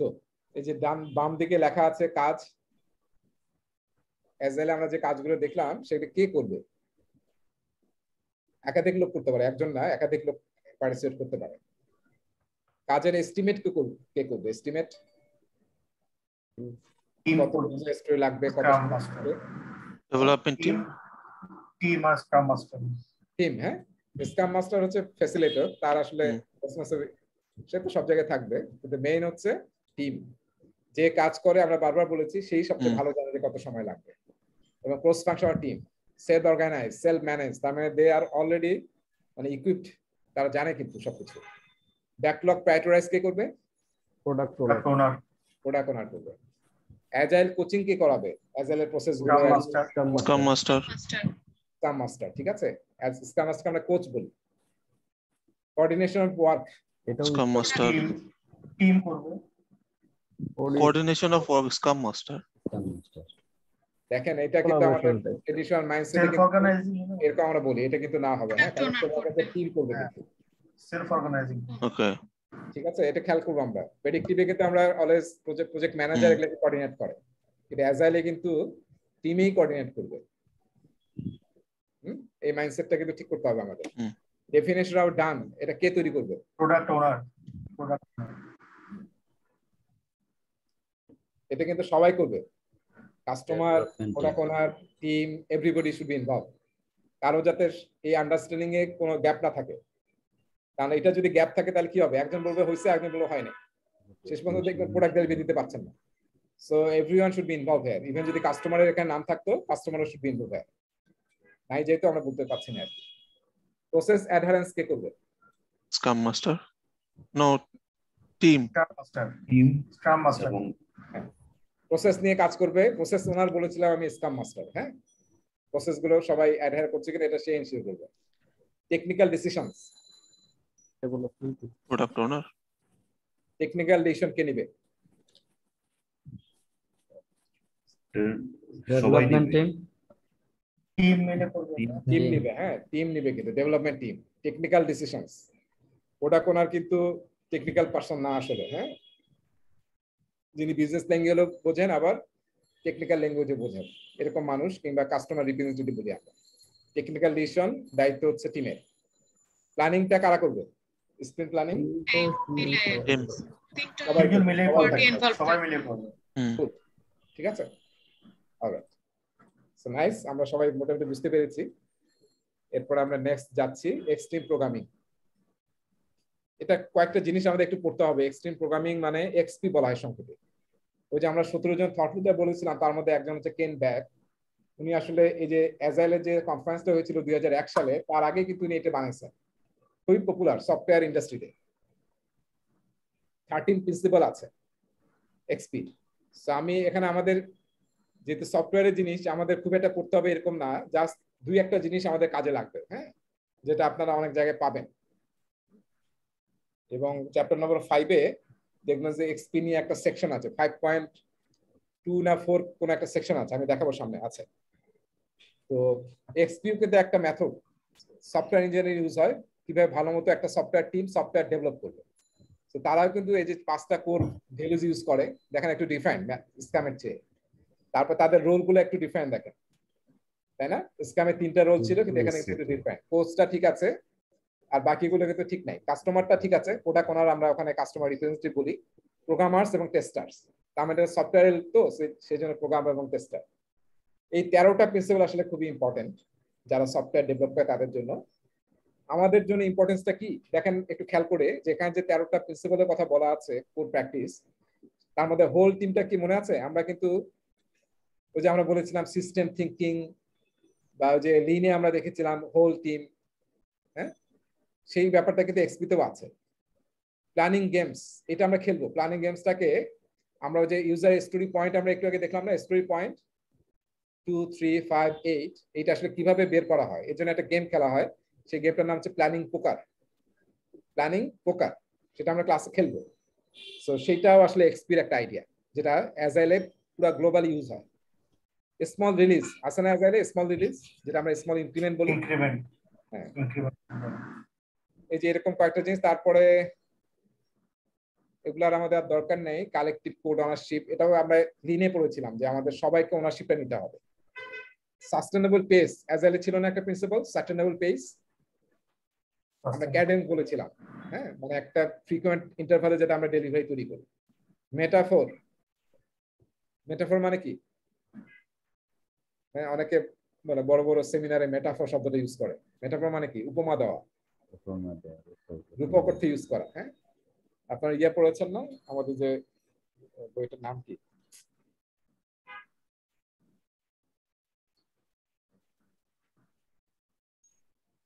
আচ্ছা, যাই হোক, মানে এটার ব্যাপারটা হচ্ছে এরকম, মেটাফর বিষয়টা একটু বোঝা দরকার, কারণ এটা আরো সামনে আমরা এক জায়গায় পাবো। তার মানে হচ্ছে আমরা যে মিটিং গুলো করি, কাস্টমার ইনভলভ থাকে, টেকনিক্যাল পিপল ইনভলভ থাকে, হ্যাঁ, বিভিন্ন ধরনের লোকজন থাকে। এখন ধরেন একটা মিটিং এ ইঞ্জিনিয়াররা আছে, সফটওয়্যারের লোকজন আছে, আবার নর্মাল বিজনেসের পিপল আছে। এখন যদি সফটওয়্যার লোকজন শুধু আইটি টার্মিনোলজি ইউজ করে, জার্গন ইউজ করে, ইঞ্জিনিয়ারিং এর লোকজন ইঞ্জিনিয়ারিং জার্গন ইউজ করে, তাহলে কি বিজনেস পিপল বুঝতে পারবে, পার্টিসিপেট করতে পারবে এই মিটিংটাতে? টাফ হয়ে যাবে, তাই না? সবাই যদি যার যার জার্গন ইউজ করতে থাকে। এই জন্য বেটার হচ্ছে এমন ভাবে এক্সাম্পল দেবো, কথা বলবো উপমা ইউজ করে, যাতে সবার জন্য যাতে বোঝাটা সহজ হয়। এটি বলে মেটাফোর। স্পেশালি কাস্টমার যখন সাথে আপনি কথা বলবেন as a technical guy, always এমন ভাবে ব্যাখ্যা করতে হবে, এক্সপ্লেন করতে হবে সিম্পল ভাবে, এক্সাম্পল দিয়ে, যাতে সে সহজে বুঝতে পারে। ঠিক আছে? যেমন আপনি যদি ফেস রিকগনিশন সিস্টেম ইউজ করতে চান, এখনো কিন্তু আমরা ফেস রিকগনিশন সিস্টেম ইউজ করতেছি সব অফিসে, তাই না? যারা মেশিন ইউজ করেন না তারা কিন্তু করি। একজন ইয়া থাকে না, সিকিউরিটি গার্ড থাকে, সে আপনার কার্ড দেখে আপনাকে ঢুকতে দেয় অফিসে। তার মানে সে কিন্তু আপনার ফেস রিকগনিশন করে আপনার কার্ড দেখে আপনাকে ঢুকতে দিচ্ছে। সিমিলারলি এখন আমরা যদি রূপক করতে বলি যে আমরা এমন একটা টেকনোলজি নিয়ে আসছি যেটাতে আপনি সামনে দাঁড়ালেই ক্যামেরায় আপনার ছবিটা দেখে মিলাই দেখবে যে আসলে আপনি আমাদের এমপ্লয়ি কিনা, তাহলে আপনার গেট ওপেন হয়ে যাবে। সো একই কাজ করতেছে সিকিউরিটি গার্ডে, কিন্তু সেটা আমরা টেকনোলজি ইউজ করে করছি। সো এরকম রূপক কথা ইউজ করলে সবার জন্য অ্যাকসেপ্টেবল হয়, বোঝাটার সুবিধা হয়। এরপরে দেখেন কয়েকটা টার্ম আছে, কন্টিনিউয়াস ইন্টিগ্রেশন। এটা মানে কি কেউ বলতে পারবেন? এমনি জাস্ট শাব্দিক অর্থে কন্টিনিউয়াস ইন্টিগ্রেশন।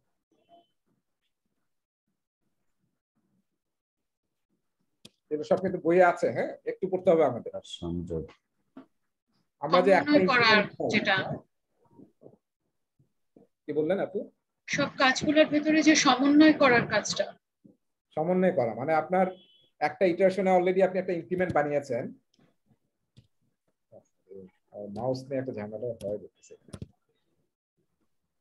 দেখো, একটা বানিয়েছি আমরা, এর আগেও কয়েকটা কম্পোনেন্ট বানিয়েছি। এখন এই থার্ডটা কি এখানে তো ইন্টিগ্রেট করতে হবে নাকি? এটা গিয়ে করতে গিয়ে যদি আবার এটা ফেল করে তাহলে হলো না। এটা হচ্ছে কন্টিনিউয়াস ইন্টিগ্রেশন, মানে প্রতিটা ইনক্রিমেন্টে যা তৈরি হচ্ছে ওটা যাতে বাকিগুলোর সাথে কন্টিনিউয়াসলি আমরা ইন্টিগ্রেট করতে পারি, আর না হলে তো পুরো জিনিসটাই ফেল করবে। এটা কিন্তু অ্যাজেল আমরা ইউজ করি। অ্যাজেল যদি ইনক্রিমেন্টাল ডেভেলপ করি, যদি ইন্টিগ্রেট না হয় তাহলে কিন্তু পুরো প্রজেক্টই ফেল করবে। টেস্ট ড্রিভেন ডেভেলপমেন্ট, এটা আসলে সফটওয়্যার ইন্ডাস্ট্রি একটা টার্ম। আমি একটু মেটাফর ইউজ করে আপনাদের ব্যাখ্যা করব, পরে করব, এখন এটা সামনে আমি পরে ব্যাখ্যা করব। এরপর আসতেছে refractory, simple design, pair programming পড়েছিলাম, মনে আছে না? পেয়ার প্রোগ্রামিং, ওই যে আমি পেয়ারিং বলেছিলাম, এটা কিন্তু এক্সপি থেকে আসছে। দুইজন মিলে আমরা প্রোগ্রামিং করব, এবং এখানে বলেছিলাম যে দুইজন মিলে প্রোগ্রামিং করবো মানে কি, একজন প্যাসেঞ্জার হয়, একজন ড্রাইভার হয়। একজন আধা ঘন্টা কোডিং করে আর একজন পাশে বসে থাকে, গাইড করে তাকে। পরে আবার সে গিয়ে চেয়ারে বসে, আর পাশে যে বসেছিল ড্রাইভার, সে এখন আবার প্যাসেঞ্জার হয়ে যায়। এইভাবে টু হেড ইজ বেটার, এইভাবে আসলে প্রোগ্রামিং করা হয়। সো এটা কিন্তু আমরা পেয়ারিং এ ইউজ করি এই কনসেপ্টটা। রিফ্যাক্টরিং শব্দটা একটু জানতে হবে, মানে একদম সফটওয়্যারের কথা। এটা আসলে রিফ্যাক্টরিং মানে হচ্ছে যে আপনার ব্যাপারটা একটু আমরা বুঝি যে আমরা যখন কোনো একটা কাজ করি, অনেক সময় আমাদের অনেক মানে ফাস্টার কাজ করতে হয়, প্রেশার থাকে যে আমাকে হয়তো 3 ঘন্টার মধ্যে জিনিসটা করতে হবে। তখন আমরা কি করি? অনেক কিছু কিন্তু চেক করতে পারি না, তাই না? আমরা মোটামুটি জিনিসটা দাঁড় করিয়ে আমরা প্রেজেন্ট করি যে আমাদের এটা তৈরি হয়েছে, কিন্তু আমি কিন্তু জানি যে এর ভিতরে অনেক কিন্তু গ্যাপ আছে। পরে হয়তো আমি সেটা নিয়ে পরে কাজ করবো যখন আমার টাইম থাকবে, কারণ এখন আমার হাতে টাইম নেই। এই ব্যাপারটাকে বলে রিফ্যাক্টরিং। রিফ্যাক্টরিং মানে হচ্ছে যে আমি আসলে বিহেভিয়ারটা সেম রাখবো, কিন্তু ভিতরে আমি আরো ইমপ্রুভমেন্ট করবো। আউটপুটটা সেম রাখবো, কিন্তু ভিতরে আরো ইমপ্রুভমেন্ট করবো। এটাকে বলা হয় রিফ্যাক্টরিং। সফটওয়্যার ইন্ডাস্ট্রিতে যখন প্রোগ্রামিং করা হয়, তখন আমরা রিফ্যাক্টরিং খুব বেশি ইউজ করা হয়। মানে আমরা একবার যে প্রোগ্রামিংটা করি ওইটা কিন্তু বেস্ট এরকম না। যখন আপনি পরে আবার দেখা যাবে 2 মাস কাজ করার পরে, 1 মাস কাজ করার পরে, ইউ উইল গেট মানে নিউ সলিউশনস, নতুন একটা অ্যালগরিদম বুঝতে পারবেন, বা আরো বেটার হতে করা যায় সেম জিনিসটা। তখন আপনি ভিতরে কোডটা চেঞ্জ করলেন, এটাকে বলা হয় রিফ্যাক্টরিং। বেশি টেকনিক্যাল হয়ে যাচ্ছে। ওকে, এই যে দেখেন আমি একটা লিংক দিয়েছি উইকিপিডিয়া, হ্যাঁ, যে কানবান, এফডিডি, তারপরে বিডিবি, এটিটি সব কিছু কিন্তু আছে আমাদের সিলেবাসে। জাস্ট একটু বোঝা যায় জিনিসগুলো কি। সো যদি কারো আগ্রহ থাকে তাহলে আপনি উইকিপিডিয়া এবং ডান দিকে লিংকে ক্লিক করে আপনি আসলে সবগুলো নিয়ে একটু পড়তে পারেন, ঠিক আছে? কারণ এর বেশিরভাগ আমাদের সিলেবাসে আছে কিন্তু। এবং এই যে কানবান দেখতে পাচ্ছি, তারপর ডিএসডিএম, এফডিডি, লেস, সেফ, স্ক্রাম তো আমরা অলরেডি পড়লাম, এক্সপি পড়লাম।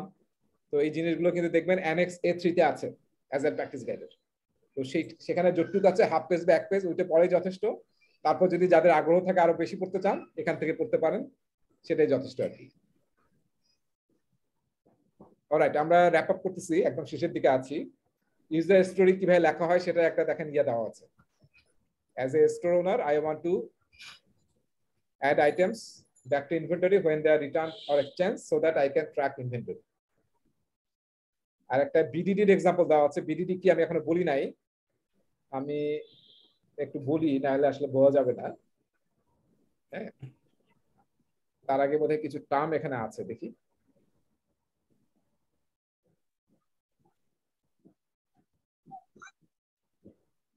এটা আমাদের লাস্ট স্লাইড। হ্যাঁ, আমি এখানে একটু ব্যাক করি, আমাদের শেষ। আমি জাস্ট এই জিনিসগুলো পড়তে হবে এরকম না, এটা আমি সামনে পড়াবো। ইউজার স্টোরি একটা এক্সাম্পল দেওয়া আছে, 3টা টার্ম দেখবেন, কয়েকটা টার্ম আছে। হ্যাঁ, এটা যেন আমি এই স্লাইডে আসি,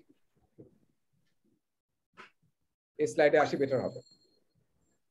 এই যে কি কি পড়তে হবে এখানে কিন্তু বলা আছে, father readings, annexe A3, appendix X2, glossary পড়তে হবে বলা আছে।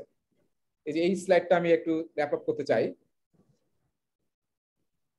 সেটা হচ্ছে আমরা অলরেডি স্পাইক করেছি, তাই না? স্পাইক এক্সপেরিমেন্ট চালানো, হ্যাঁ, এক্সপেরিমেন্ট করা। পেয়ারিং করেছি আমরা, যেটা পেয়ার প্রোগ্রাম থেকে এসেছে। সোয়ার্মিং করেছি, মুভিং করেছি, মব প্রোগ্রামিং করেছি আমরা। রিফ্যাক্টরিং একটু আগে শিখলাম আমরা। রিফ্যাক্টরিংটা আসলে মেইনলি করা হয় টেকনিক্যাল ডেটের কারণে। টেকনিক্যাল ডেট মানে কি? ঋণ। আমার কাছে একটা ঋণ আছে, ঋণ শোধ করতে হবে। এই টেকনিক্যাল ডেট কেন হয়? যে একটু আগে আমরা এক্সাম্পল দিলাম, ম্যানেজমেন্ট বসে 2 ঘন্টার মধ্যে একটা প্রেজেন্টেশন বানিয়ে দাও, আমি বানিয়ে দিলাম, কিন্তু আসলে ভিতরে অনেক ভুল ছিল যেটা আমি জানি, অন্য কেউ জানে না।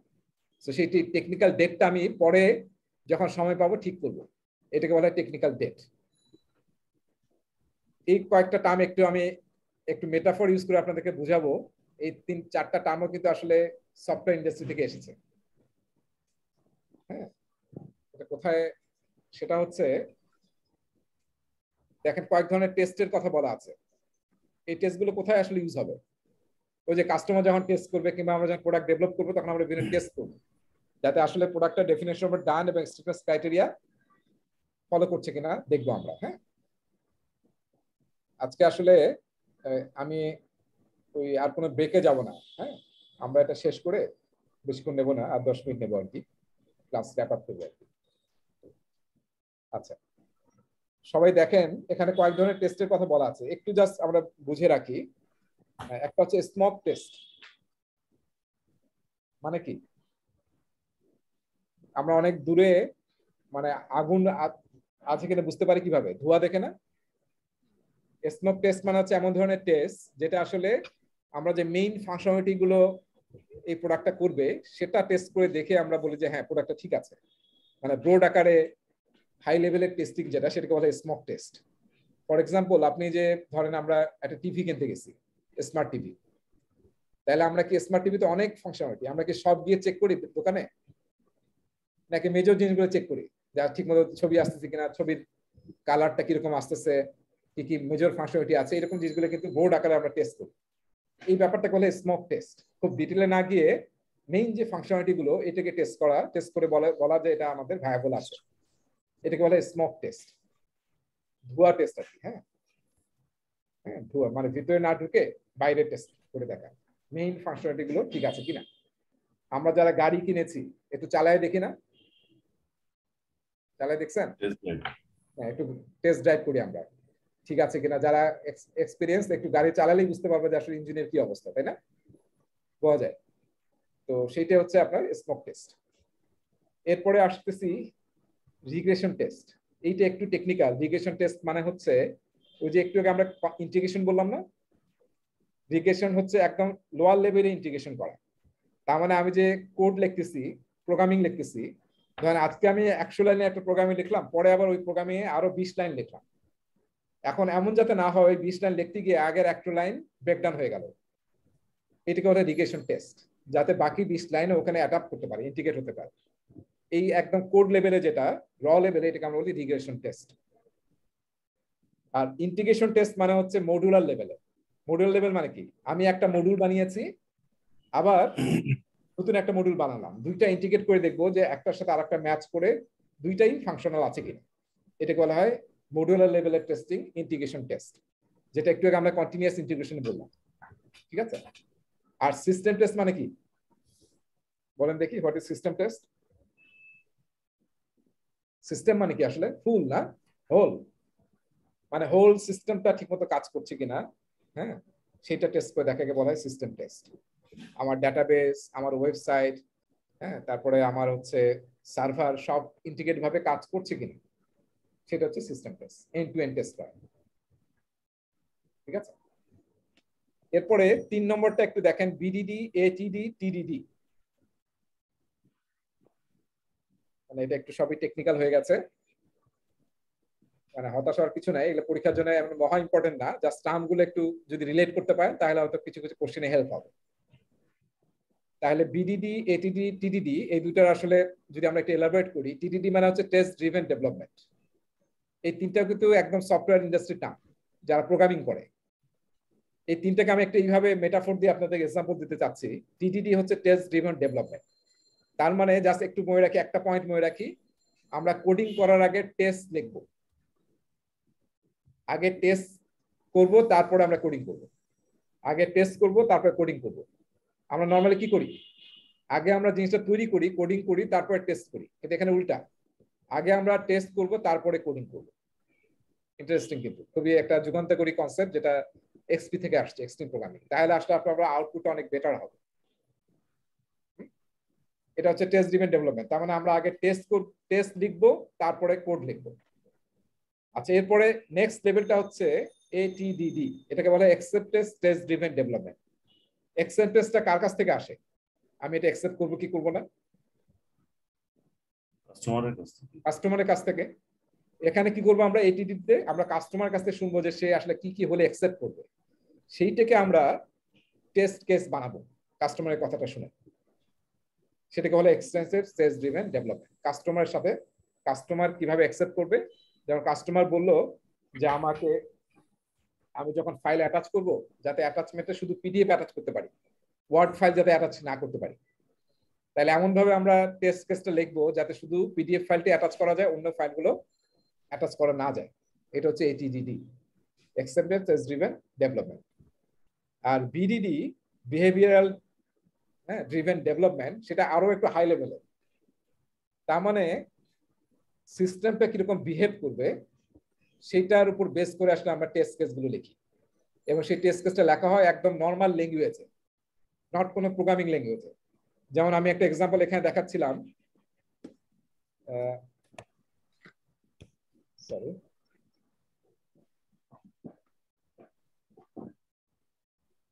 এই যে এখানে একটা আমি এক্সাম্পল দেখাচ্ছিলাম আপনাদেরকে, এই যে গিভেন হোয়েন দেন, জিডব্লিউটি বলে, মানে এরকম ল্যাঙ্গুয়েজে লেখা হয়, given my bank account is in credit, when I attempt to withdraw an amount less than my credit card limit, then the withdrawal should complete without errors or warnings. এই দেখেন customer যেটা চাচ্ছে সেই ভাষাটাকে ইংলিশে লেখা হচ্ছে। হ্যাঁ, কিছু সফটওয়্যার টুল আছে যে টুলগুলো এই ইংলিশটাকে অটোমেটিক্যালি টেস্ট কেসে বানায় ফেলে। সো কাস্টমারের ভাষাটাই আপনি রাখলেন, কাস্টমার যা বলেছে সেইটাই কিন্তু ভিতরে অটোমেটিক্যালি কোড হয়ে যাবে। হ্যাঁ, সো এটাকে বলা হয় বিহেভিয়ার ড্রিভেন ডেভেলপমেন্ট, যেখানে আসলে আমরা normal English like language use করেই কোড লিখতে পারি। ঠিক আছে? আচ্ছা, আমরা এই যে অ্যাজাইল প্র্যাকটিস গাইডে আরেকটা খুব বড় সেকশন আছে 5.4, মানে চ্যাপ্টার নম্বর 5, 4 নম্বর সেকশন। ওখানে অ্যাজাইল আমরা কিভাবে প্রজেক্ট মেজার করি তার অনেকগুলো টেকনিক বলা আছে। এটা নিয়ে আমি অন্য সময় ক্লাস নেব আপনাদের, যখন আমি এই মানে ট্রেডিশনাল প্রজেক্টের কিভাবে রিপোর্টিং করা হয়, প্রজেক্টের মেজার করা হয় যে প্রজেক্টটা সাকসেসফুল হচ্ছে নাকি হচ্ছে না, মনিটরিং কন্ট্রোল করা হয়, তখন আমি আপনার এটা পড়াবো। এখন পড়াবো না। কেউ যদি ইন্টারেস্টেড থাকেন তাহলে এই ভিডিওটা করা আছে, দেখবেন প্রায় 40 মিনিট একটা ভিডিও, আমি একটা ক্লাস লেকচার নিয়েছিলাম, সেটা আপনারা দেখতে পারেন। ওখানে আসলে প্রতিটা 5.4 বেশ বড় 30-40 মিনিটে ব্যাখ্যা করা আছে। কেউ ইন্টারেস্টেড হলে অলরেডি পড়ে ফেলতে পারেন এই ভিডিওটা দেখে, আর পরে আমি পড়াবো। হ্যাঁ, সো অ্যাজাইলে আসলে আমরা প্রজেক্টের প্রোগ্রেসটা মেজার করার জন্য এই ধরনের টুলগুলো ইউজ করে। দেখেন, এমপিরিক্যাল ডাটা আমরা ইউজ করি। এমপিরিক্যাল ডাটা মানে কি? অ্যাজাইলের যখন কোনো কিছু পড়বেন দেখবেন যে অলওয়েজ এমপিরিক্যাল বলা হয়। তার মানে যেটা রিয়েল ডাটা ফিল্ডে, এরকম না যে আমরা অ্যাজিউম করেছি, সেই ডাটার উপর বেস করে আসলে প্রোগ্রেস মেজার করবো। ওই আমাদের পড়িয়েছিলাম না আপনি, ওয়াটারমেলন মনে আছে? ওয়াটারমেলন প্রজেক্ট মনে আছে? তারপর বলেছিলেন ভ্যানিটি ম্যাট্রিক্স, কারো কি মনে আছে ওয়াটারমেলন? জি, উপর দিয়ে সবুজ ভিতরে লাল। উপর দিয়ে সবুজ দেখাচ্ছে যে আমার গ্রিন সিগন্যাল প্রজেক্টে, কিন্তু আসলে ভিতরে লাল হয়ে গেছে। সো এরকম যাতে না হয়, এই জন্য অলওয়েজ অ্যাজাইল প্রেফার করে এমপিরিক্যাল ডাটা। অ্যাকচুয়ালি কি ঘটছে সেটা তুমি প্রেজেন্ট করো ম্যানেজমেন্টের কাছে, এবং সেটা প্রেজেন্ট করার জন্য নানান ধরনের টুল ইউজ করা হয়, যেটাকে সিম্পলি এক কথায় বলা হয় ইনফরমেশন রেডিয়েটর। এই যে দেখেন, এই যে ডান দিকে যে ছবিটা দেখতে পাচ্ছি, এটা একটা ইনফরমেশন রেডিয়েটর। আমার পিবিএ আইটেম কি কি, প্রতিটা ফিচার, তার সাইজ কত, এবং এই একটা ফিচার দেওয়ার জন্য কি কি কাজ করতে হবে। টু ডু লিস্টে কয়েকটা কাজ আছে, আর অলরেডি কিছু কাজ ইন প্রোগ্রেস আছে, আর একটা কাজ অলরেডি শেষ হয়ে গেছে। এইভাবে থ্রু আউট দ্য ইটারেশন সব কাজগুলোর টু ডু থেকে কমপ্লিটেডে চলে যাবে। এটা কিন্তু একদম ভিজুয়ালাইজ করা হয় এবং ইউজ করা হয় লো টেক হাই টাচ, একদম পোস্ট-ইট নোট ইউজ করে বোর্ডের মধ্যে, মানে এটা লিখে রাখা হয় একদম পাবলিক প্লেসে, যাতে সবাই ক্যান সি, ট্রান্সপারেন্স থাকে আর কি। এটাকে সিম্পলি বলা হয় টাস্ক বোর্ড। আমাদের টাস্কগুলো কিভাবে কোন স্টেজে আছে। তারপরে কানবান বোর্ডের আমরা অলরেডি ছবি দেখেছি। স্কাম বোর্ডেরও পুরো স্কামটাকে একটা বোর্ডে মেইনটেইন করা যায়, সেটা ছবি আমি আপনাদের পরে দেখাবো, এখন আর দেখাচ্ছি না। তারপরে আমরা বার্ন ডাউন চার্ট এবং বার্ন আপ চার্ট, এই দুটো খুবই পপুলার অ্যাজাইলে, সেটা নিয়ে আমি পরে আপনাদের পড়াবো। আর কানবান বোর্ড অলরেডি আমরা দেখেছি। হ্যাঁ, কানবান বোর্ড দেখেন, যে কানবান বোর্ডে এরকম থাকে, তাই না? ওই যে প্রতিটা কলামের মধ্যে সাইজ 432 মানে কি ওয়ার্ক ইন প্রোগ্রেস লিমিট থাকে, এবং আমরা জানি যে পুল করতে হয়, পুশ করা যাবে না। ঠিক আছে? এবং অনেকের মনে বোধহয় প্রশ্ন আসছিল, বা কে যেন প্রশ্ন করেছিল আমাকে, যে আসলে অ্যাজাইলের টাইমিংটা আমরা কিভাবে করবো, কত সময় লাগবে প্রজেক্টটা শেষ করতে। এখানে দেখেন খুব সহজ একটা ফর্মুলা দেওয়া আছে, যে আমি ধরেন আমাদের রিলিজ 1-এ 200 পয়েন্টের আমরা স্টোরি পয়েন্ট ডেলিভারি দেব। সবাই দেখতে পাচ্ছেন? 200 পয়েন্ট সবগুলো আমরা দেখেছি যে এই ফিচারগুলোর স্টোরি পয়েন্ট হচ্ছে সব যোগ করলে হচ্ছে 200। আমাদের টিমের ভ্যালোসিটি হচ্ছে 200। ভ্যালোসিটি মানে হচ্ছে পার স্প্রিন্টে কত স্টোরি পয়েন্ট আমার টিম ডেলিভারি দিতে পারে। আমার টিমের পার স্প্রিন্ট ডেলিভারি হচ্ছে 20 পয়েন্ট। তার মানে টোটাল যদি একটা রিলিজে 200 পয়েন্ট থাকে, আর আমার যদি স্পিড বা ভ্যালোসিটি থাকে 20, তাহলে আমি ভাগ করলে পাচ্ছি 10 স্প্রিন্ট। এবার এই এক একটা স্প্রিন্টের সাইজ যদি 2 উইকস হয়, তাহলে কত সপ্তাহ লাগবে এই প্রজেক্টটা, এই রিলিজ 1 রিলিজ করতে? 20 সপ্তাহ, 20 উইকস। তার মানে ইজিলি আমরা ফাইন্ড আউট করতে পারছি যে আমাদের রিলিজ 1 মার্কেটে আমরা কখন বের করতে পারবো। ঠিক আছে? সো ভ্যালোসিটিটা আমরা বুঝতে পেরেছি। ভ্যালোসিটি মানে খুবই সিম্পল, আমার টিম একটা ইটারেশনে কি পরিমাণ ইউজার স্টোরি পয়েন্ট ডেলিভারি দিতে পারে, সেটাকে আমরা বলি ভ্যালোসিটি। এই ভ্যালোসিটি শুরুর দিকে টিমে কম থাকে, মানে ভ্যালোসিটিটা কম থাকে, স্পিডটা কম থাকে। পরে যখন আমরা আরো কাজ করতে থাকি, স্পিডটা বাড়তে থাকে, অনেক সময় কমেও যায়। সো ভ্যালোসিটি নিয়ে আমরা সামনেও কথা বলবো। এরপরে কি আছে আর? মাথা ধরে যাচ্ছে।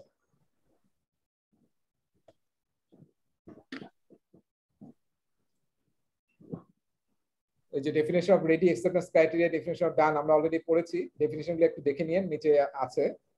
আমরা স্টুডেন্ট ম্যানুয়াল থেকে এটা এখানে নিয়ে আসছি, বা ইয়াতেও পাবেন, প্র্যাকটিস গ্রোথ সাইটেও পাবেন। তারপরে আমরা এমভিপি বলেছিলাম মনে হয়, তাই না? এমভিপি ইনক্রিমেন্টটাকেই আমরা অনেক সময় মিনিমাল ভায়াবল প্রোডাক্ট বলি। MVP minimal viable product. তার মানে অ্যাজাইল টিম সবসময় ট্রাই করে যে ইনক্রিমেন্টটা সে বানায় একটা ইটারেশনে, সেটা যাতে ভায়াবল হয় রিলিজ করার জন্য, প্রোডাক্ট হিসেবে রিলিজ করার জন্য ভায়াবল হয়। এটাকে বলা হয় মিনিমাম ভায়াবল প্রোডাক্ট। নর্মালি একটা ইটারেশনে মিনিমাম ভায়াবল প্রোডাক্ট অনেক সময় পাওয়া যায় না, অনেক সময় অবশ্য 2-3টা ইটারেশন মিলে তারপর আমরা ভায়াবল প্রোডাক্ট ডেলিভারি দিতে পারি। আবার অনেক সময় মিনিমাল ভায়াবল প্রোডাক্ট শব্দটা ইউজ করা হয় এমভিপি। খুবই মনে রাখবেন, বারবার অ্যাজাইল ইউজ করা হয় এমভিপি। মিনিমাম ভায়াবল প্রোডাক্টটা মানে হচ্ছে আমার যে প্রোডাক্টটা বানাতে যাচ্ছি এটা আসলে মার্কেটে ফিজিবল কিনা, ভায়াবল কিনা, সেটা আমরা খুব দ্রুত 2-3টা ইটারেশনে তৈরি করে মার্কেটে রিলিজ করে কাস্টমার ফিডব্যাক নিয়ে দেখতে চাই আসলে ভায়াবল কিনা। যদি ভায়াবল হয় তাহলে আমরা ফুল প্রোডাকশনে যাই, নাহলে ওটাকে ডিসকার্ড করে নতুন আমরা এক্সপেরিমেন্টে যাই। এটাকে মিনিমাল ভায়াবল প্রোডাক্ট বলা হয়, প্রোডাক্টের ভায়াবিলিটি চেক করা হয়। আর আরেকটা টার্ম এমবিআই দেখবেন, যেটা পিএমআই খুব প্রমোট করতেছে, মিনিমাম বিজনেস ইনক্রিমেন্ট। আগেরটা ছিল প্রোডাক্টের ভায়াবিলিটি চেক করা, আর বিজনেস ইনক্রিমেন্টটা মানে হচ্ছে আমরা প্রোডাক্টকে এমনভাবে বানালাম, একটা ইনক্রিমেন্ট তৈরি করলাম যেটা একদম কাস্টমার এন্ডে আমরা দিয়ে দিয়েছি এবং যেটা আমাদের বিজনেসের রেভিনিউ জেনারেট করতেছে, সেটাকে বলা হয় মিনিমাম বিজনেস ইনক্রিমেন্ট। ঠিক আছে, দুইটার মধ্যে পার্থক্য হচ্ছে ভায়াবল প্রোডাক্ট বানাচ্ছে ভায়াবিলিটি চেক করার জন্য, আর মিনিমাম বিজনেস ইনক্রিমেন্ট হচ্ছে রিয়াল একটা ইনক্রিমেন্ট আমরা বানিয়েছি যেটা কাস্টমার এন্ডে দিয়েছি এবং কাস্টমার ইউজ করে আমাদেরকে রেভিনিউ জেনারেট করছে, সেটাকে বলা হয় মিনিমাম বিজনেস ইনক্রিমেন্ট। এটার একটা ভিডিও দেখেন, একটা 1 মিনিটের ভিডিও আছে, ভিডিওটা একটু দেখে আমরা ক্লাস শেষ করব। আমি একটু সাউন্ডটা শেয়ার করছি। One of the cornerstones of Agile is to release incrementally. Build a small but complete piece, release it, learn from it, pivot if needed, and then do it again. But that's not all there is to it. What you build in each of these incremental releases depends on what your objective is. If you're trying to figure out whether a new product or service is viable, you probably should release a minimum viable product. A minimum viable product is often a prototype, where some functionality is simulated or even performed manually. The idea is to do just enough work to get something in front of potential customers and learn what they really want. Because a minimum viable product is an investment for discovery. If you're expanding or enhancing an existing product or service, you probably should release a minimum business increment. A minimum business increment is the smallest releasable chunk of value that makes sense from a business perspective. A minimum business increment is an investment for revenue. Minimum business increments offer several benefits. They add value for your customers. They help you determine if you're building the right thing. They help you figure out if you're building the right way. They give you a way to determine if what you're building is actually useful. And they enhance your ability to deliver value in the future. Minimum business increments are one of the most useful concepts in Agile, perfect for setting your Agile increment. ঠিক আছে, দুইটা term একটু আমরা খেয়াল করি। সেটা হচ্ছে যে মিনিমাম ভায়াবল প্রোডাক্ট হচ্ছে, একটু লিখে রাখেন, ইনভেস্টমেন্ট ফর ডিসকভারি। এমভিপি মানে হচ্ছে ইনভেস্টমেন্ট ফর ডিসকভারি, আর MBI minimum business increment equal to হচ্ছে investment for revenue. Investment for revenue.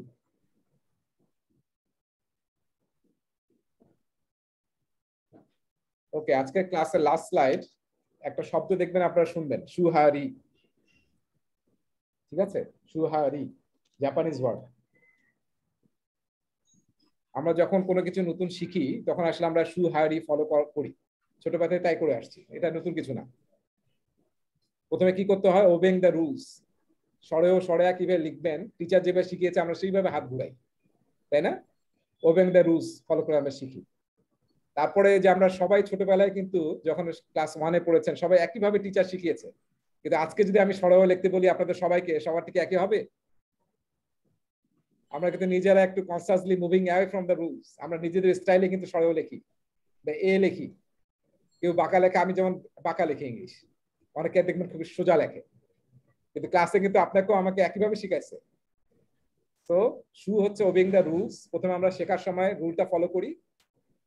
হা হচ্ছে consciously moving away from the rules. আপনি এখন একটু নিজে ওখান থেকে সরে আসেন এবং দেখেন যে আপনার জন্য কোনটা বেস্ট, কোনটা ভালো। ও রি হচ্ছে last level, finally through study practice and improvement finding an individual path. এরপরে আসলে আপনি আপনার নিজের পাথটা বের করেন যে কোনটা আপনার জন্য বেস্ট অ্যাপ্রোচ। ঠিক আছে, তার মানে প্রথমে আমরা রুল ফলো করব, তারপরে একটু ডেভিয়েট করার মানে পরীক্ষা নিরীক্ষা করে চেষ্টা করবো যে কোনটা আমার জন্য বেস্ট, তারপরে আমরা ফাইনালি যেটা আমাদের জন্য অ্যাপ্রোপ্রিয়েট হবে, বেস্ট হবে, সেটা আমরা ফলো করব। ক্রিকেট খেলা যখন কোচ শেখায় যে আমাকে এইভাবে পুল করতে হবে, তখন কিন্তু আমরা ওইটা ফলো করি যে কোচ কিভাবে বলেছে। তারপরে এখন দেখবেন যে পন্টিং এর পুল সবচেয়ে দৃষ্টিনন্দন ছিল না, পন্টিং আর লারা, মানে এখনো চোখে ভাসে আমার যে পন্টিং কিভাবে পুল করতো। হ্যাঁ, আমাদের তামিমের পুলও খুবই চমৎকার, একটা স্টাইল কিন্তু আছে তামিমের। এই যে লাস্ট ম্যাচে যে আমরা আফ্রিকার সাথে খেললাম, ওই স্টাইলে কিন্তু একটা ইয়া করেছিল, পুল করেছিল, আপনারা হয়তো খেয়াল করেছেন, একদম পা তুলে শূন্যের উপরে, দেখেছেন না? ওটা কিন্তু তার নিজের স্টাইল। তো প্রথমে শু, তারপর আমি নিজে একটু পরীক্ষা নিরীক্ষা করে দেখবো যে কোনটা আমার জন্য বেস্ট স্যুট করে, তারপর আমি আসলে বেস্টটাতে যাব যেটা আমার জন্য সবচেয়ে অ্যাপ্রোপ্রিয়েট। এই সুহারিটা যে কোনো শেখার জন্য আমরা এই মডেলটা ইউজ করি। অ্যাজাইলের ক্ষেত্রে এই মডেলটা ইউজ করতে বলা হয় এইভাবে যে আপনি প্রথমেই যদি বলেন যে আমি সবকিছু কাস্টমাইজ করব, তাহলে কিন্তু দেখা যাবে গোলমাল লাগবে। বেটার হচ্ছে আমি ঠিক করলাম যে আমি স্ক্রাম ফলো করা শুরু করবো, কিংবা কানবান ফলো করা শুরু করবো, তাদের কোর ভ্যালুস, তারপরে ইভেন্টস গুলো, আর্টিফ্যাক্টস গুলো ইউজ করবো, রুলগুলো আমরা ফলো করার চেষ্টা করি। তারপর আমরা কনসাসলি মুভ করবো। আপনার এনভায়রনমেন্ট, আপনার কালচার, আপনার কনটেক্সট, আপনার প্রজেক্ট, আপনার অর্গানাইজেশন, তার উপর ডিপেন্ড করে আমরা একটু ডিভিয়েট করার চেষ্টা করবো, করে দেখবো যে কোনটা আমাদের জন্য বেস্ট স্যুট করে। কানবান স্যুট করে, কানবানের এইটা আমরা মিক্সটারও ইউজ করতে পারি, নাকি স্ক্রামের এইটা, না আমরা কি ইউজ করবো, করে তারপর আমরা ফাইনাল থার্ড লেভেলে, রি লেভেলে গিয়ে আমরা আমাদের জন্য একটা নিজেরা কাস্টমাইজ কনটেক্সট বেস আমরা নিজেরা আমাদের ওয়াও বের করবো, ওয়ে অফ ওয়ার্কিংটা বের করবো। এটা হচ্ছে রি। প্রথমে আমরা যদি রি লেভেলে যাই তাহলে কোনোটাই হবে না, খিচুড়ি হয়ে যাবে। সো বেটার হচ্ছে শু হারিটা ফলো করা, যখন আমরা নিজেরা অ্যাজাইলে অ্যাডপ্ট করবো, বা যদি পার্সোনাল ইয়া বলি, আমরা নতুন কিছু যখন শিখবো। অলরাইট, সো উই আর ডান।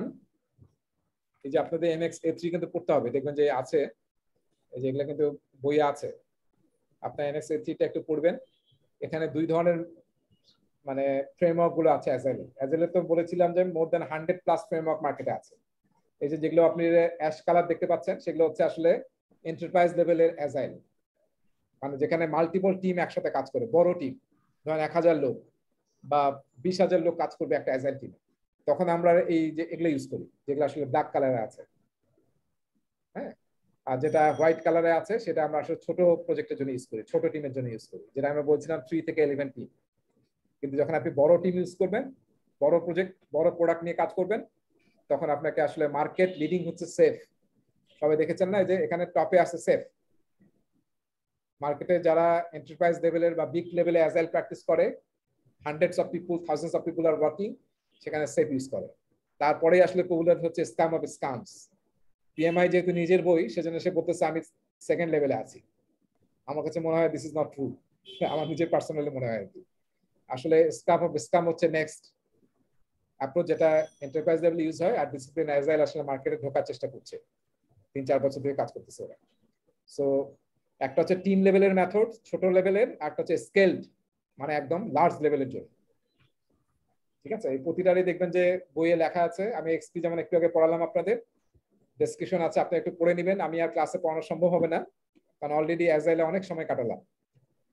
ঠিক আছে, আপনার ওখানে পড়লে আমার মনে হয় ক্লিয়ার হয়ে যাবে। ওখানে যা বলা আছে ওটা বোঝাই যথেষ্ট, এর চেয়ে আর বেশি ডিপে যাওয়ার দরকার নেই, কারণ এগুলো এক একটা আলাদা সাবজেকশন আছে, আলাদা ট্রেনিং আছে। এটা আমাদের সিলেবাসের মধ্যে দরকার নেই, জাস্ট টার্মিনোলজিগুলো আমরা জানি। Glossary is a must.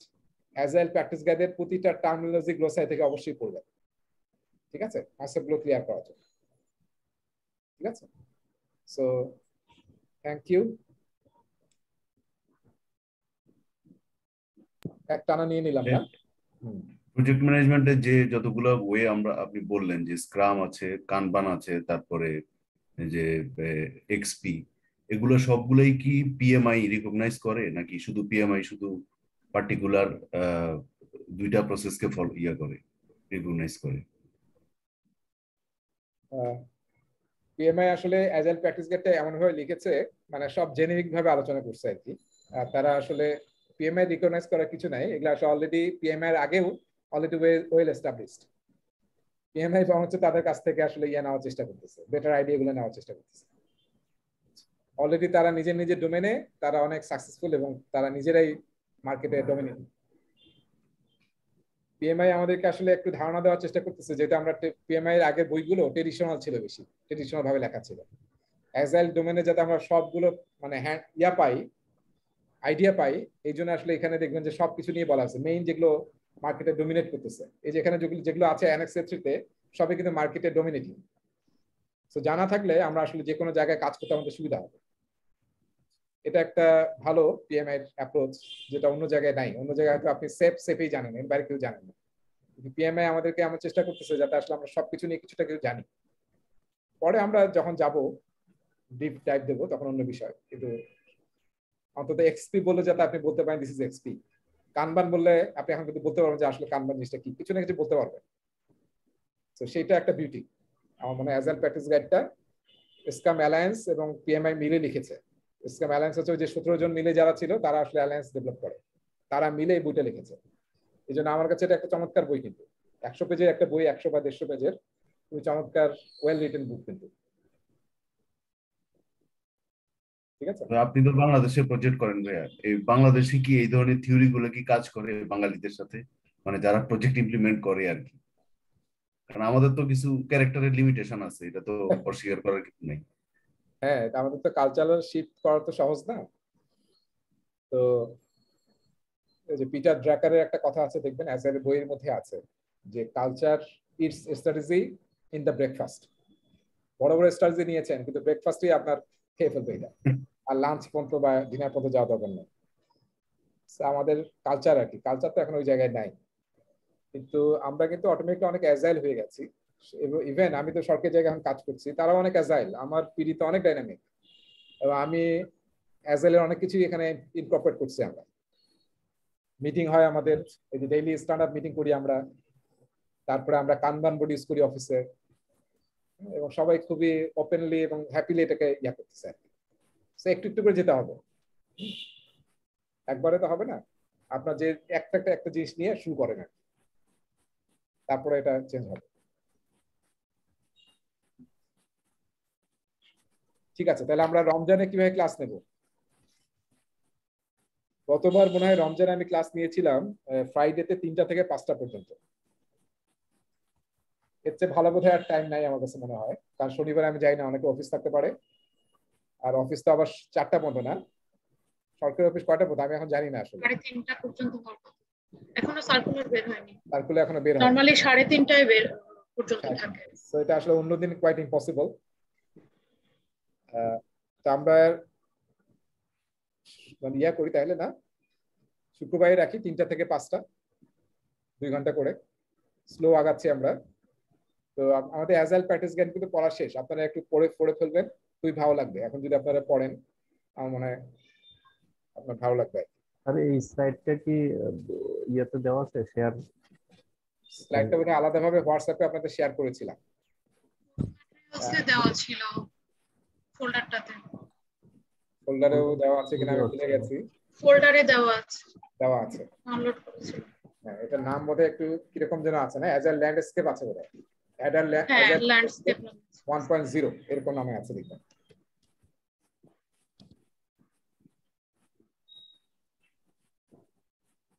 ঠিক আছে, তাহলে আমার সাথে পড়াশোনা করেন, তাহলে মানে খুব ইজি হবে আর কি। হ্যাঁ,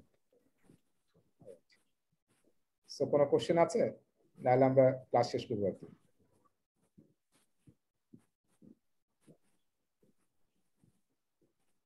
সবাইকে ধন্যবাদ। আমি আরো কিছুক্ষণ আছি, আপনারা ক্লাস শেষ আর কি অফিসে। একটা জিজ্ঞাসা করতে চাচ্ছিলাম, সেটা হচ্ছে যে পিএমআই লেক্সিকনটা একটা প্রবলেম হচ্ছে, প্রিন্ট করতে পারছেন না?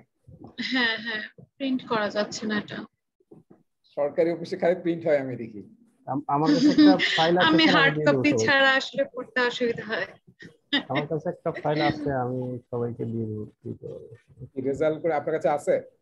আমি একটা নামাইছিলাম হচ্ছে গুগল থেকে, ওটাতে আপনার 3.2 না 3.0 হচ্ছে আপনার আছে, ওইটা দিতে পারি আর কি। পিএমআর বেশিরভাগ জিনিসে প্রিন্ট করা যায় না আর কি, ওরা রেস্ট্রিক্ট করে রেখেছে। আর আমরা তো আইটির লোকজন সব ব্রেকডাউন করে ফেলে আর কি, আমরা তো সবকিছু কি বলে সিকিউরিটি কোড ভেঙে ফেলছি আর কি, ভেঙে ফেলে প্রিন্ট করি আনইথিক্যাল কাজ আর কি। আমি তো প্রিন্ট করতে পারছি ভাইয়া, সামনে মানে তো নরমাল পিডিএফ। বিশ্বাস নাই আর্মির লোকজন কি করবা না করবা, সব সিকিউরিটি তো তোমাদের হাতে। আমি তো সাউথ সুদান, এখানে তো কিছু নাই।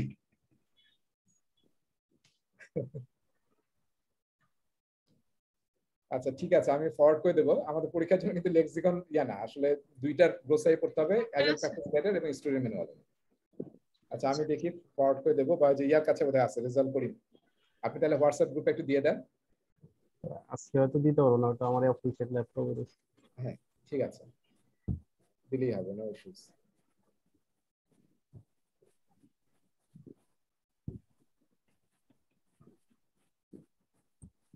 ওকে, তাহলে আমরা এই কয়েকজন পাচ্ছি না যারা একটু সিরিয়াস, বাকিরা সবাই ইয়া দেখতেছি। ভাইয়া এই পরীক্ষাটা কি আইএলটিএস এর মতো কোনো নির্দিষ্ট জায়গায় গিয়ে দিতে হবে নাকি অনলাইনে দেওয়া যাবে? না, নির্দিষ্ট জায়গায় গিয়ে দিতে হবে। ঠিক আছে, পিয়ারসন ভিউতে দিতে হবে। নির্দিষ্ট জায়গাতে হয় ভালো, পরীক্ষা দেওয়ার একটা মানে দিতে হবে, এবং ডেডিকেট ঠিক করা আছে। বাংলাদেশে শুধু ঢাকায় দেওয়া যায় পিয়ারসন ভিউতে। ঢাকা কোন জায়গায় হয় এটা, মানে লোকেশনটা কোন জায়গায় আছে? পাই আছে, আপনার বনানী আছে, ধানমন্ডি আছে, উত্তরা আছে।